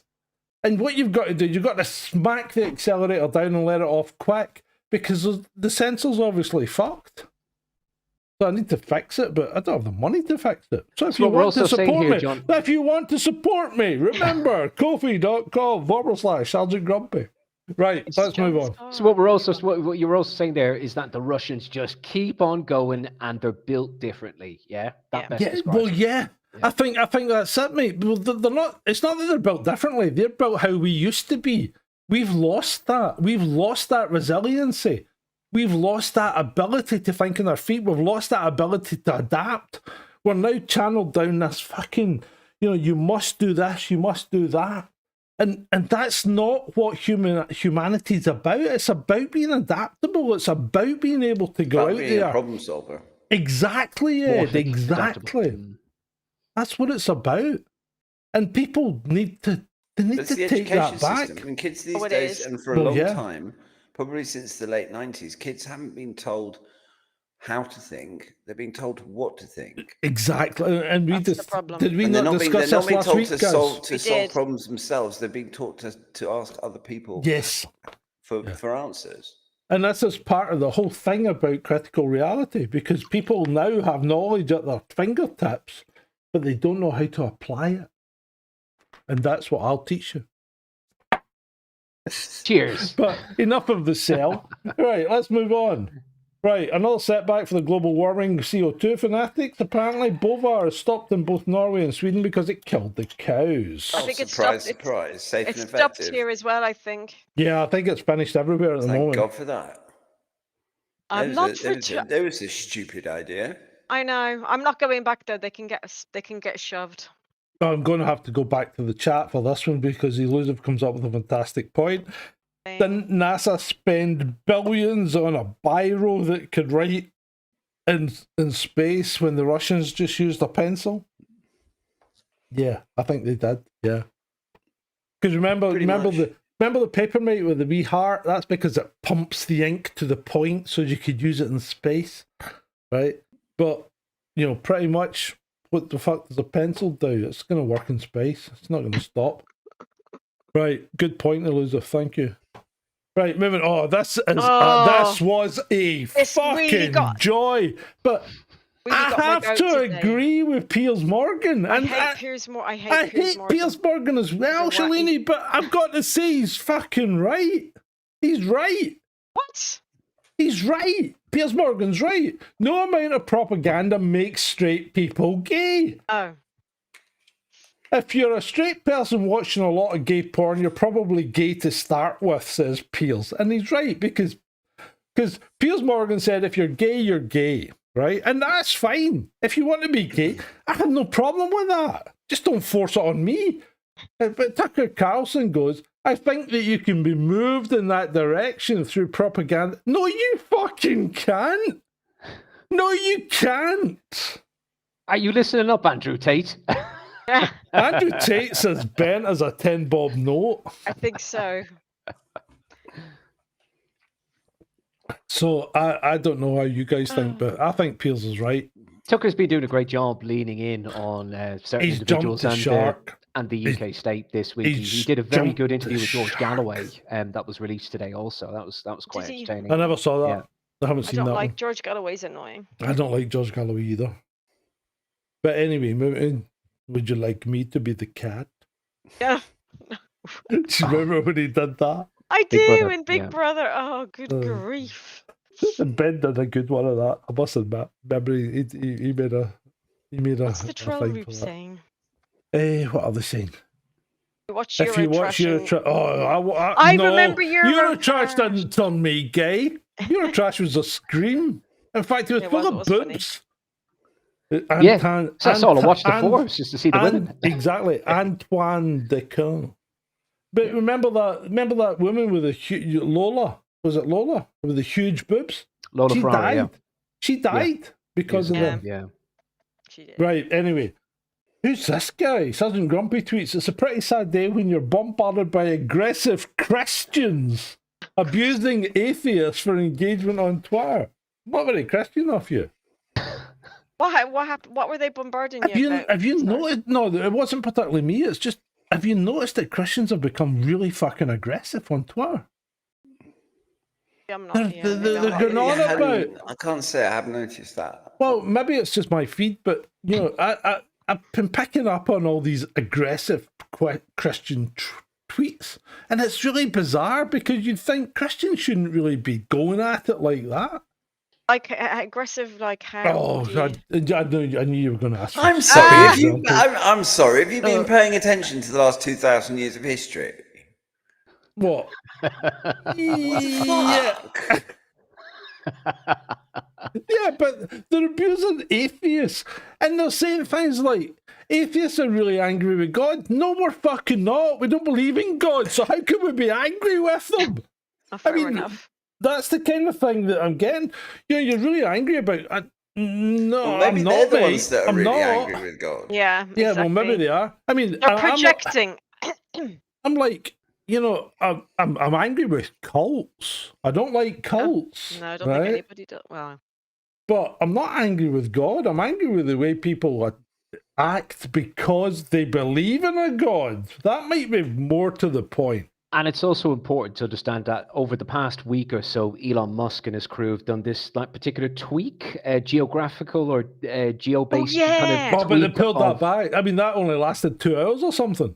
Yeah, but there was a kind of like a great revealing. So I think the kind of the case in point, John, is that like these may not be even kind of Christians, so-called No, Christians you're arguing with. It could be just they're probably rage embedded Well, in no, that. one of them is. One of them is because he's been in the chat and I know him. Right. Okay. And he says, I'm kind of, it's a pretty sad, what was his reply? He said, it's a pretty sad day when people have never read the Bible, and you never read a Bible verse comment on Christians or Christianity. And I'm like, hold on a minute. Just because you're an atheist, you doesn't fucking give Christians a moratorium on reading. I mean, I've read the fucking Bible, Quran, I can't remember how to pronounce it. You know, the Vedas and all that. But I mean, you've read all this shit as well, Ed, haven't you? Sorry, I didn't mean it as shit. I'm not calling I know, out. John. I'm not calling out people's religion. If you're religious, that's fine. Are you saying that you've read the Bhagavad Gita, John? The Wow. Veda? I've read the Veda. Yeah, Bhagavad I have. Gita, eh? Aye, yeah, I have. I've read part of it. I haven't read it all, but I've read some of it. Especially stuff about the UFO shit. That's good. You know, the flying machines and all that. I like that. Right, anyway, shall we move on before I get Yes. into trouble? Yes. How many more Right, slides we moving got on. out of interest? Out of interest, about 20. Okay, cool. What? Yeah, we're only at and we've gone. We're doing well. David said a half 10 finish would be good. Yeah, you fucking want the plums there, mate. We'd never do a half 10 finish. Right, now we're in Livingston. We're in Livingston, Scotland. Well done. CCTV footage shows an ex-soldier attacking a police station with petrol bombs. And he was throwing petrol bombs into the car park. I don't know why he would throw them into the car park. If it was me, and well, I won't say any more of how I would throw them. But this cop that you see there comes out spraying a petrol bomb that's lying on the ground, you know, just burning away merrily. Because it's nowhere near anything. Comes out with a fire extinguisher, and the guy throws a petrol bomb at the cop. And the cop has to run. I mean, why the fuck would you come out? Are you just employing stupid people in the police now? Probably. Jesus Christ. Is the copper okay? Or Oh, he's fine. Yeah, I mean, it actually didn't hit him, but it could have. could have done, yeah. Yeah, it could have. Fucking stupidity. I thought I was looking at Northern Ireland for a second there. I know. Hell. Well, there you go, Livingston. Right. So apparently this is a load of shite. Well, it's not quite a lot of shite, but it's not as straightforward as it says, because it says South Korean scientists have unveiled a groundbreaking dental innovation, a tiny bioactive patch capable of regrowing real teeth naturally, potentially ending the era of dentures. Well, it's been tested on animals. It's not a patch as such. It's a kind of tiny implant that will regrow partial bits of teeth that are there, which is still a good thing, because it would be great if you could regrow your teeth. But imagine if it was a patch and you dropped it and stood on it, right? And then 2 weeks later you found a fucking tooth growing out the bottom of your foot. Oh God. It's like the makings of a horror film. Yeah. That's like Videodrome, isn't it? Yeah. Right. Oh dear. Right, you guys, do you want to talk about robots? Because I need to go for pee. This is the future of robotics. So far, all major robot manufacturers have avoided making their humanoid robots look truly humanoid. I'm often reminded of the old Blade Runner film, and ultimately, however, humanoid robots will not only work like humans, but also look like them. Well, I mean, personally, I think creepy. It's inevitable, because humans anthropomorphize everything. So if we're going to create a robot, then if it doesn't actually look human, it's going to have something. I mean, it's like we make our cars look human, for crying out loud, with the eyes and the kind of the mouthy grill bit and stuff. So it's inherent to what humans do. Now, whether I think it's a good thing or not, whether I think it's a creepy thing or not, that's beside the point. I mean, it's the simple fact is that it'll probably be the sex bots which really make the robot companies the money that then funds all of the other products that they build. I mean, if you look at a good example is the competition between VHS and Betamax. And Betamax was the Sony system, and VHS was developed by Philips. And Betamax was arguably technically a much better system. But the world went VHS, and the reason the world went VHS is all the porn companies decided to pump their porn out on VHS, and that became the player that people would buy. So, yeah, I mean, these properly humanoid-looking robots. I think we're a few years away from them being good enough to actually fool us. But I think we should all be ready for them coming. Oh And- God. But then it's interesting because then it's going to open up all sorts of other interesting things, like what sort of rights do these robots have? Oh, I know. I mean, are they classed as humans? Do we have to do we treat them with respect, the respect that humans get, or do they just get treated like a toaster? And it's much more difficult to treat a machine like a machine if it looks like a human. Yeah. I mean, if it just looks like one of those Optimus robots, then they're just tools. It's just like having a glorified toaster or a Roomba that can do the washing up as well as kind of hoover the floors. But if it suddenly looks like, I don't know, Scarlett Johansson or Ara or some AI generated face, that suddenly, because then you'll suddenly get humans getting attached to them. You'll have people falling in love with them. Yeah, all sorts. Yeah, I reckon the Japanese are going to be the first to marry them. Oh well, no, that's already happened, David. It's already happened. Yeah, some woman in oh God, Korea? where was it? Korea, was it not? Japan. Was it Japan? There was a video done by Bearing, and the AI was this woman's boyfriend. Fucking Vaughn, calm down. What's he saying? He says, "Well, they better be made of stainless steel, or they'll get rusty and sticky." Vaughn, Shanili, can you just slap him or something? Throw something at him. She's flying a cushion like at him. A bottle or baseball bat or something. They need to be dishwasher safe. God. Jesus Christ! It's definitely getting very Blade Runner or Ex Machina. Oh, I know. Ex Machina. It's creepy. Yeah. I tell you that they'll be used for sex, because that's the route that we always go down. Look at movies. The porn industry makes more than Hollywood, doesn't it? Yeah, so they'll be used for sex, and you can see that. You can sex see that. And then loneliness. Kind of, and then after that, kind of other assistant roles. And I mean, look at all these fucking guys in their basement. They'll be loving this. Next slide, please. Yeah, sorry. On. Sorry. I'm sorry. I didn't know that.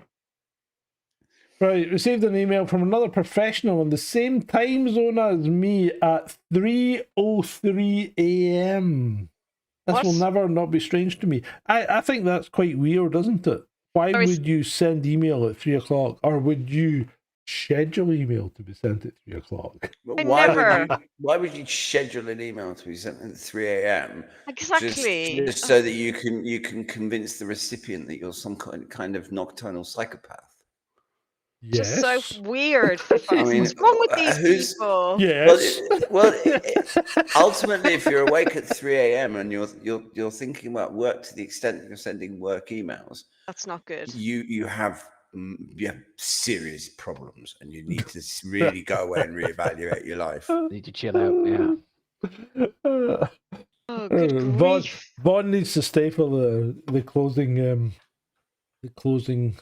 audio as well. He'll like it. When you need to stay for the closing audio.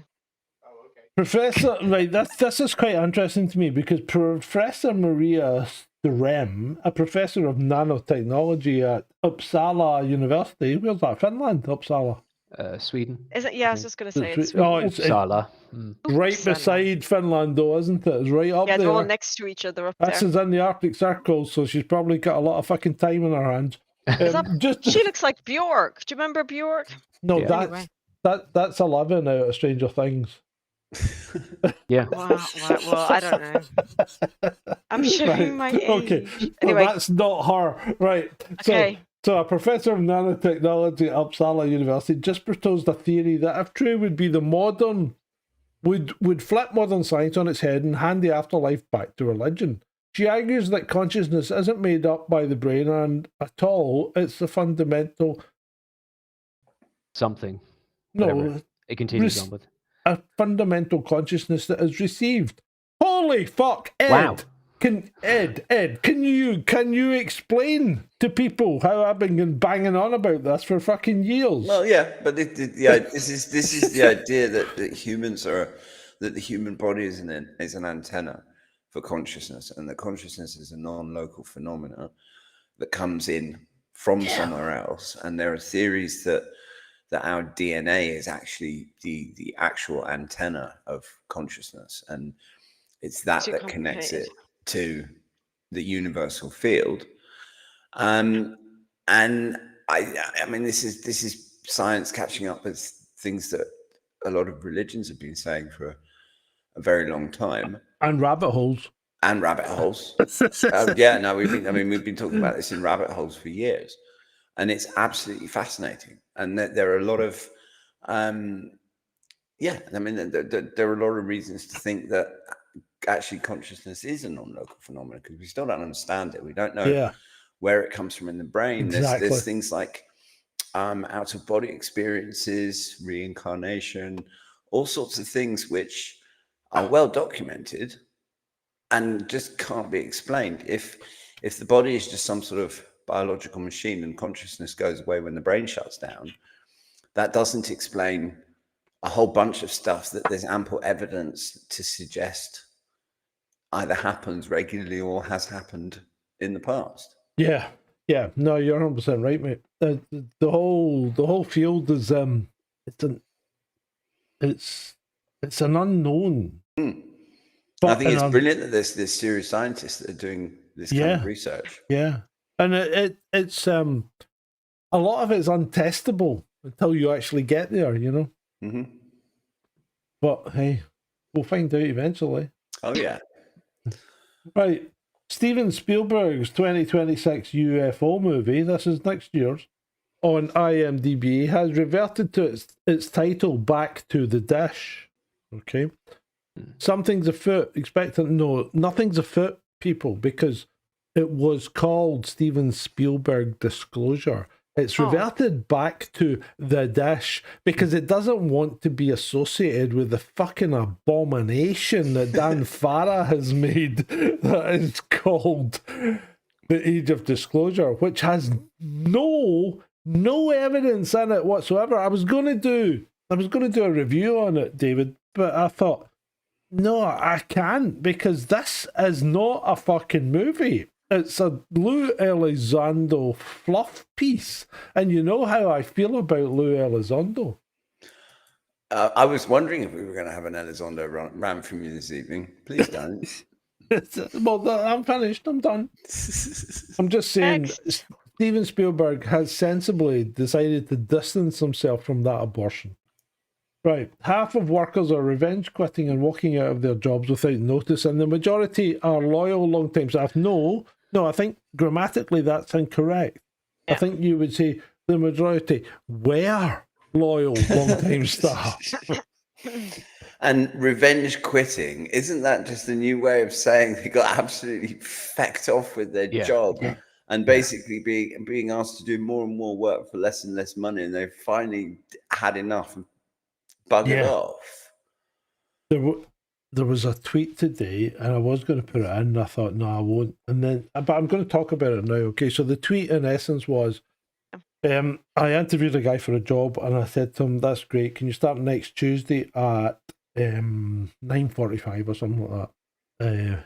And the guy goes, "Yeah, absolutely."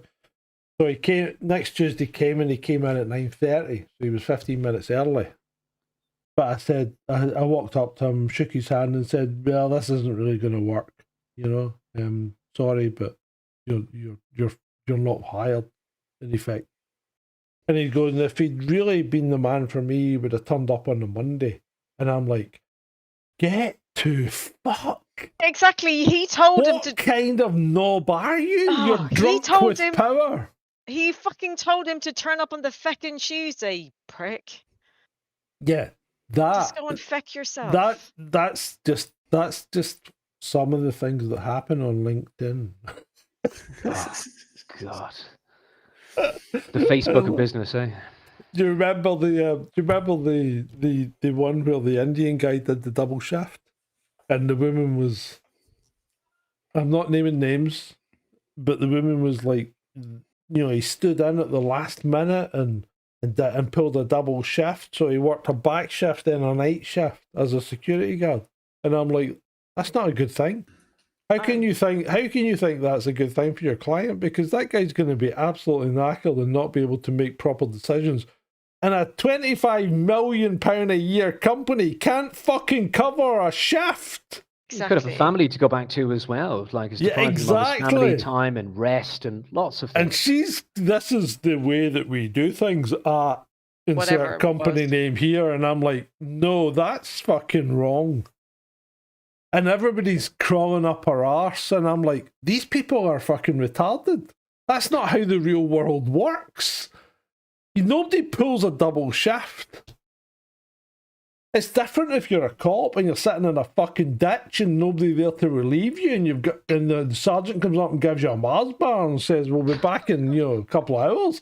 Fair enough. I'll get you a wee coffee. Here's the Mars bar. Being a fucking firearms cop on a turn is a vocation. It's not a fucking job, right? It's like being a soldier. Sometimes you've got to go above and beyond.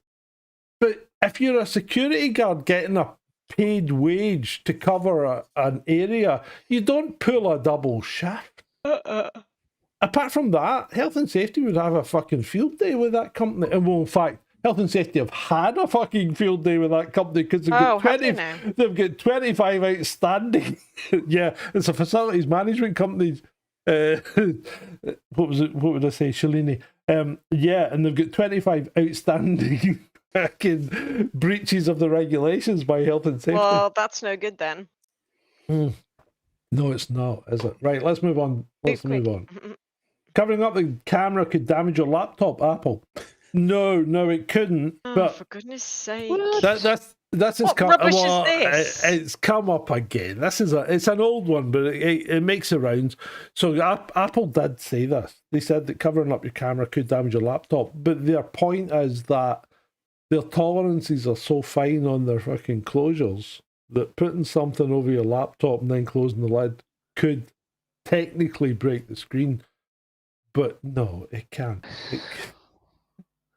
They're at it. They're being arseholes. But most companies do, Right. So Jeremy Stamper. Oh, he's a flag shagger. Ukraine flag, EU flag, British flag, Canada flag. Oh God, he's got all the feckin' flags. Blue tick. If this isn't evidence of racial profiling, I don't know what is. Well, I think, Jeremy, this is just the fucking data. This is facts, dude. This is just data. It's not evidence of anything. It's data. What you make of it is what you make of it. But it's also, it's reflective of broader statistics and trends that are right the way across Europe. I mean... Well, yeah, you're right, Ed, but it's data. Ultimately, it's data. It's not fucking racial profiling. Yeah. No. It's just a question of saying, this is what happens. 62% of Somali men in Denmark are convicted of a violent crime by the age of 30. That's the fact. Okay, let me just go back to the original poster. I have this rule of thumb on Twitter. Yeah. The level of seriousness that I put in a poster is inversely proportional to the number of goddamn flags they have in their next to their fucking name. I'm with you on that. I mean, seriously, and this guy's got all the doozies. He's got the Ukraine one, he's got the EU one, he's even got the Canadian one and the British one. I mean, it's like a retard. Seriously, the only one missing is the bloody rainbow. Yeah, that's a good point. Why hasn't he got his rainbow flag? Yeah. Anyway, moving on. I'm going to move on. Thank you, Ed. I'm glad you're here, mate. So apparently black women are the standard of beauty in 2025. We got this racial profiling again. Yeah. Seriously. Come on. What the fuck? Oh, just go to the next fucking slide. You can fucking drive a bus between our front teeth. That means she's from. That means she's from Nigeria. Yeah, yeah, I think it probably Moving does. on. Yeah. Right, moving on. A thief on an. We're back to Edinburgh.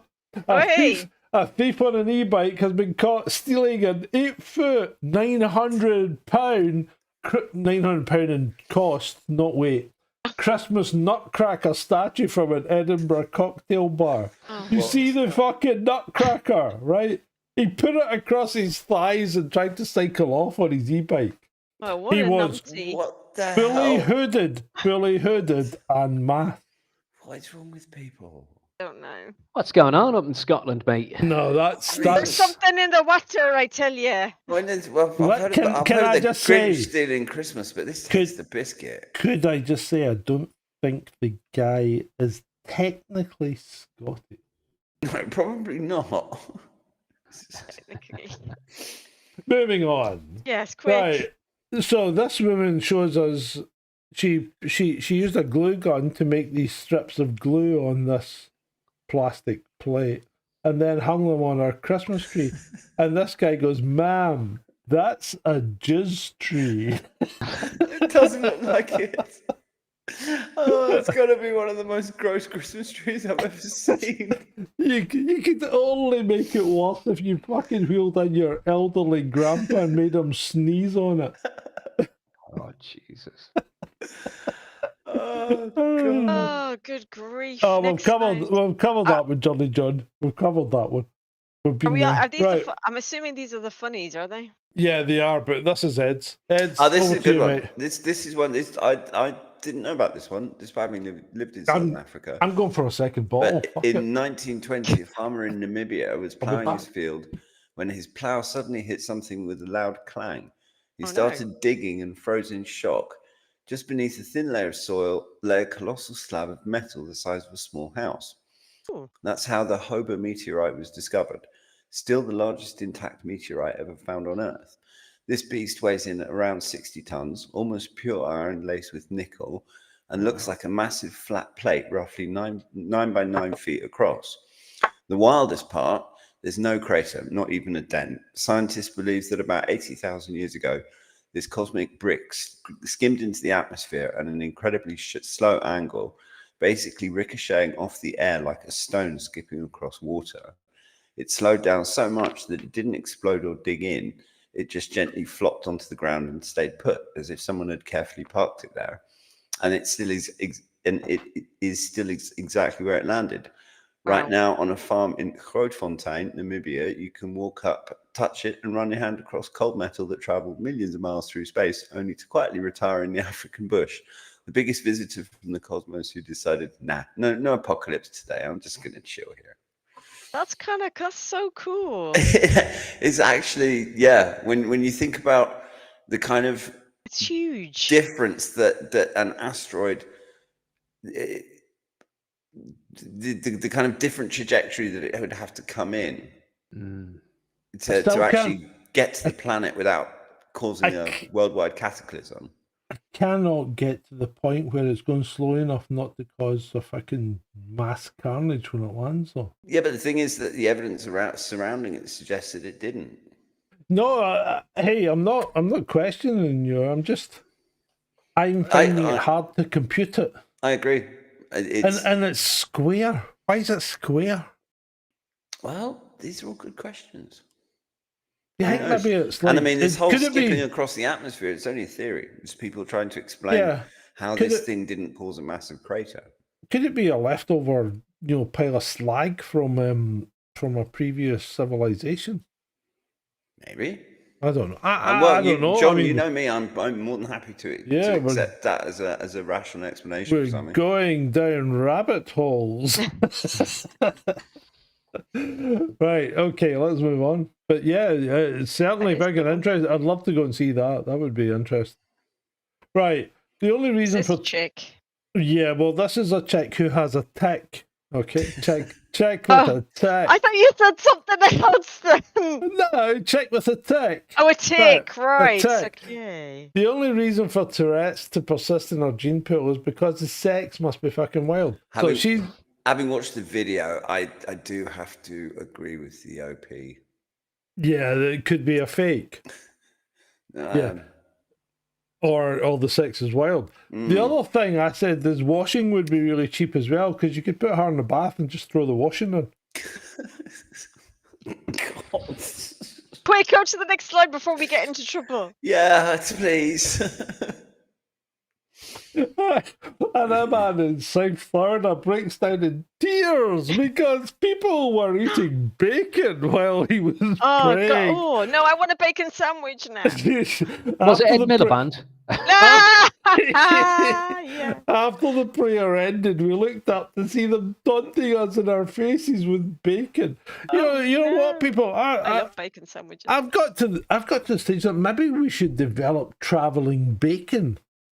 You know, just cook some bacon. Bacon's a really versatile product. You could cook it, cool it, and then you could just pull it out and eat it whenever you feel the need. Just keep They it sell salted. they sell packets of it in the supermarket. Called jerky. No. Oh, just bacon. Yeah, ready pre-cooked bacon. Yeah. Just grab some traveling bacon and pull it out whenever you need it. You know, sitting on the bus, somebody wants to sit beside you, pull out your bacon. Start chewing on it. Moving on. Yeah, traveling bacon. I like that. I'm going to trademark that. Right, Ben Crump here says Pennsylvania is now the 28th state to ban hair discrimination. What? Governor Josh Shapiro just signed the Crown Act into law, protecting natural hairstyles like braids, locks, and twists. Our hair is professional. Our hair is powerful. Our hair is a... Hold on a minute. Didn't frickin' Scandinavians do braids? Yes, they did. Or the Vikings, if the... Yeah. Yeah. So how the fuck can people claim that hairstyles are cultural?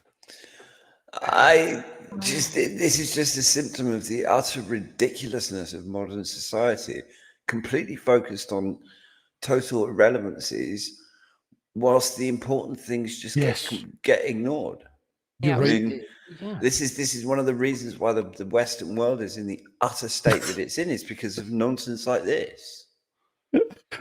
And Elusive fucking makes a cracking point right up until the point he gets caught in heavy machinery. Oh no, yeah. This is why we need the bloody legislation. I mean, there's already like protected characteristics. Like it's crazy. Good grief. But the thing is that we wouldn't, if people treated each other with a modicum of respect and tolerance and kindness, we wouldn't need any of this bullshit. No, we wouldn't. I mean, this is. You know what? Right. I had an incident today. I'm walking along the pavement, right? And there's a young black guy, and I'll give it that. I mean, see, this is all new to me because I was 11 before 10 before I saw my first black guy, but because my granny lived in London and we went down to visit her, and that's when I first saw a black guy. I'd never seen a black guy before that. And anyway, I'm walking along the pavement, and there's a black guy on the pavement, and there's two that a car had pulled down aggressively, right? And it had a wheel on the curb. And two guys were out shouting at this black guy. And I'm looking at this and I'm thinking, what the fuck is going on here? And I thought, I'm too old for this shit. I'm not getting involved. But there's a girl driving the car, and I'm thinking, what the fuck's going on? And I'm walking up, and I'm getting closer because I'm not going to cross the road because I don't run away from danger. I don't run into it, but I don't run away. But anyway, I'm walking along, and I'm thinking, what's going on here? And these two guys are still giving it. They're giving it to the black guy. And I just looked at them and goes, all right, guys. And they're like, aye, aye, we're all right. This guy's shouting at us. I goes, you need to behave if you're going to be in our country. And he walks away, and the two guys get back in the car and fucking drive off. And I think, yeah, that was going to be a doing. That guy was getting a doing. He was getting a doing. There's no doubt about it. Well done, Sarge. But I'm thinking, yeah, I mean, I'm not purporting myself to be a hero for any stretch of the imagination, because I'm a bit taken aback by all these black people, I must admit. But I don't like to see people being picked on by more than one, you know what I mean? If it's going to be a fair fight, fair enough, but not if you're going to gang up on people. Yeah. But yeah, I think the problem is that we are getting people who aren't au fait with the Scottish way of doing things, and you don't shout at people if they're driving by you, because Scottish people will stop and give you a fucking doing. I mean, I was in London one night, and we were crossing the road, and this car comes screaming around a corner and pulled to a halt just about this much off us, because we were crossing the road. And there's these four, I'm going to say Asians, right? These four Asian guys in the car, and the door's all open, right? And I'm looking at them thinking, what the fuck? Because I was down for the Scotland-England game when we took the goalposts. So I'm looking at them thinking, what's going on here? And the four doors bust open in the car, and I turns around and I'm looking at them. And my cousin's with me, he's English. And I just fucking leaned forward and bang on the bonnet and goes, come ahead then. God. Come and have it. And they fucking just shut the door, and I walked away. You're getting all Jason Statham with them, John. What? Yeah, he is. You know what? God. You get away with it. You get away with it in England, though, because they hear that Scottish accent, and they know that you are fucking nuts. they do. I mean, you were there. Were you not? Oh no, you weren't there, surely. Were you there? Oh yeah, you were. Vaughn was there. Vaughn was there when I fucking lost it in the pub. Remember when you tried to? Yeah. No, I remember yes, we do remember the pub incident. Yeah. So yeah, don't fucking take beer off a fucking Scotsman when he just bought it. That was outrageous. But anyway, we'll not discuss that. No, Moving don't. on. Iranian blast doors. Can anyone tell me what's wrong with them? They haven't finished them yet. Yeah, they fucking haven't, have they? Why show them off until they're finished? Clearly. Next slide. Yeah, next slide. Jesus and Child. Why is it Noel Edmonds? Yes, it's Noel Edmonds. It's fucking Noel Edmonds, isn't it? It's so But it's only £2. No, Edmonds or Barry Gibb or something like that from the That's BBC. I was thinking Barry Gibb. Yeah, well, okay, but if you did the teeth out, I would have given you Barry Gibb. But that's definitely fucking Noel Edmonds. That's known from back in the 70s or 80s. Yeah, big time. Mr. Blobby. Yeah. Right. There's only 2 slides left, chaps. We're nearly there. Well done, Ed. You have stayed the fucking course. You are a star. You have smashed it. You have smashed it. Right, here we go. Avi Loeb. You know Avi Loeb. What? The fucking Harvard professor who said Numenua was a fucking alien thing, and then this 3 Atlas thing was an alien craft. Oh, that thing, yeah. Right, so Harvard astronomer Avi Loeb has placed a $1,000 bet that confirmed proof of alien visitation will be verified by major scientific institutions before 2030. Right. I'll take that bet, Avi. I'll take that bet. Beats will be happy. There you go, Beats. There's your aliens, dude. No, but I would take Avi Loeb is nuts. You're right, Adam. I would take that bet. In fact, Avi Loeb, if you're listening, I know you fucking are, but if you do, I'll take that bet, mate. I'll take that bet. I'll give you £1,000 in 2030 if you've got proof of alien visitation. Because there are no fucking aliens. And you know why I know that? You know why I 100% categorically know that now? Go on. I wanted to believe, but then the government said they Yeah. were real. Well, there you Yeah, go. I can't really find fault with that logic somehow. That's the famous Fox Mulder poster from Yeah, from well, the it's X-Files. nearly Yeah. there. It's nearly there, yeah. But the words are different. But yeah, that's it, mate. If the government and you know the fucking Twitterverse is aflame about Trump as a disclosure president. He's going to tell us about the aliens and all that. Oh God! There's He's going to release the Epstein files and drain the swamp, and you can't. I'm sorry, there's no one Epstein can stop files. what's coming, and all of this nonsense. I swear I'm sick of it. I just keep muting accounts. It's getting on my fucking nerves. Yeah, I do that an awful lot. I don't understand why I get so much UFO shit. I think it's because I answer them. I need to stop answering them because they're all fucking nuts. Well, that's the thing. If you engage with that stuff, then the algo is going to show you more. I mean, we knew that already. The algo just doesn't work. It doesn't matter what Elon tries to do. It is broken. It's good for the rage bait. Well, no, I read an interesting post that it's actually geared towards advertisers now. The basically the engagement you get on X is down to whether your account is deemed to be advertising friendly or not. Yeah, and if it's not advertising friendly, then you're shadow banned into a black hole. That's why. Yeah. I've seen lots of accounts saying that they're shadow banned. Oh the last couple of weeks, and you know why? That's why I gave up the blue tick quite early on. Actually, it's not worth it. It's not worth it because unless you're going to try and be a good boy and be advertiser friendly, it's never going to work. And that's why this channel doesn't work on YouTube. And the only reason this channel's still here on YouTube is because of you, you people out there, beautiful troll. Because we love the troll. It's exactly the same. You drop me.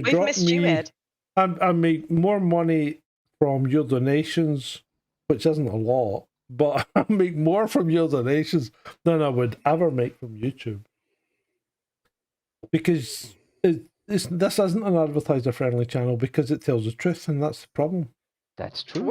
Certainly is. That's true. Thank you, David. Thank you, David.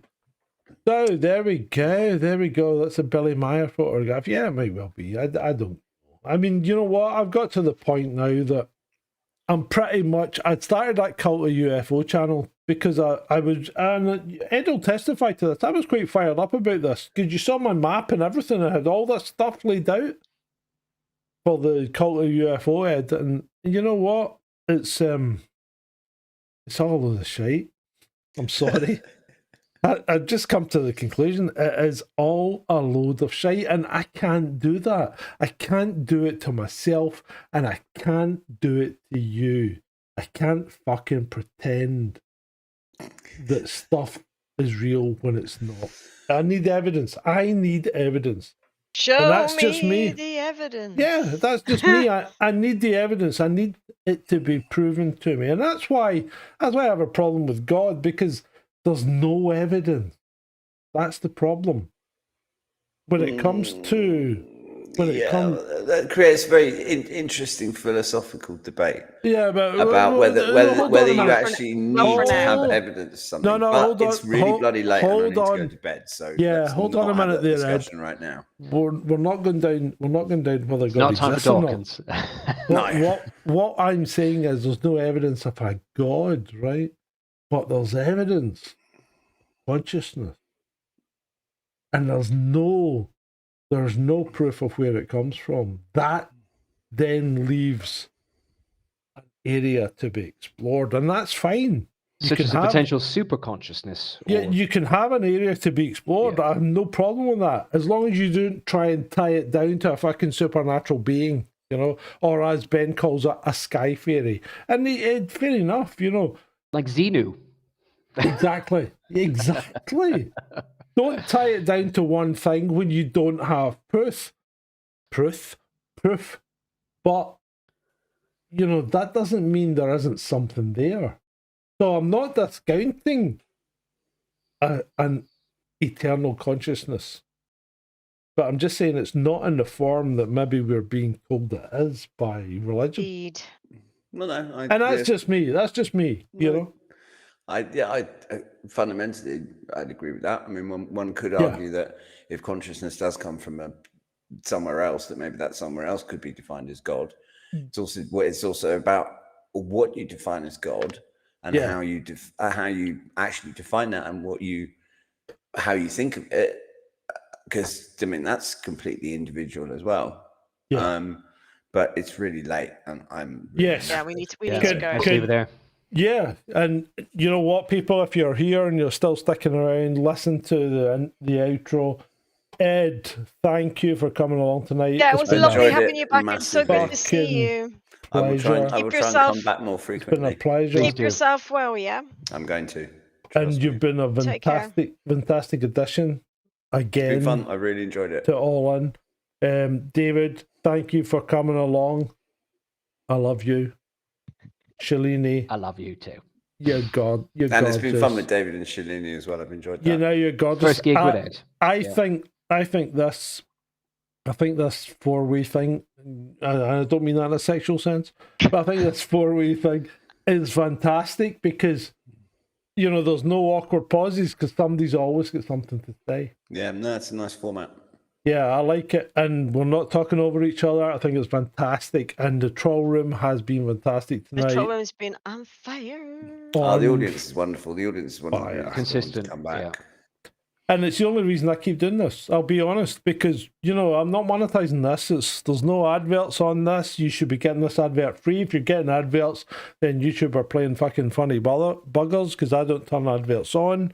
Nectaridis, you are a gentleman, sir. Yeah, you're always doing the donations. You're always doing donations. Shalini, you used to do all the donations. You are a star. Oh, thank you. David, thank you very much. You never put out, but I do like you. Excuse me. And even though Ed, who thought he was donating to me for fucking months and turned out to be donating to Ben, I forgive him. But yeah, no, it's been great. I fucking love you all, guys. But yeah, listen to the outro because you know what? This is for you. It's for you guys. If you can keep It- awake, guys, watch it. It's all done for you.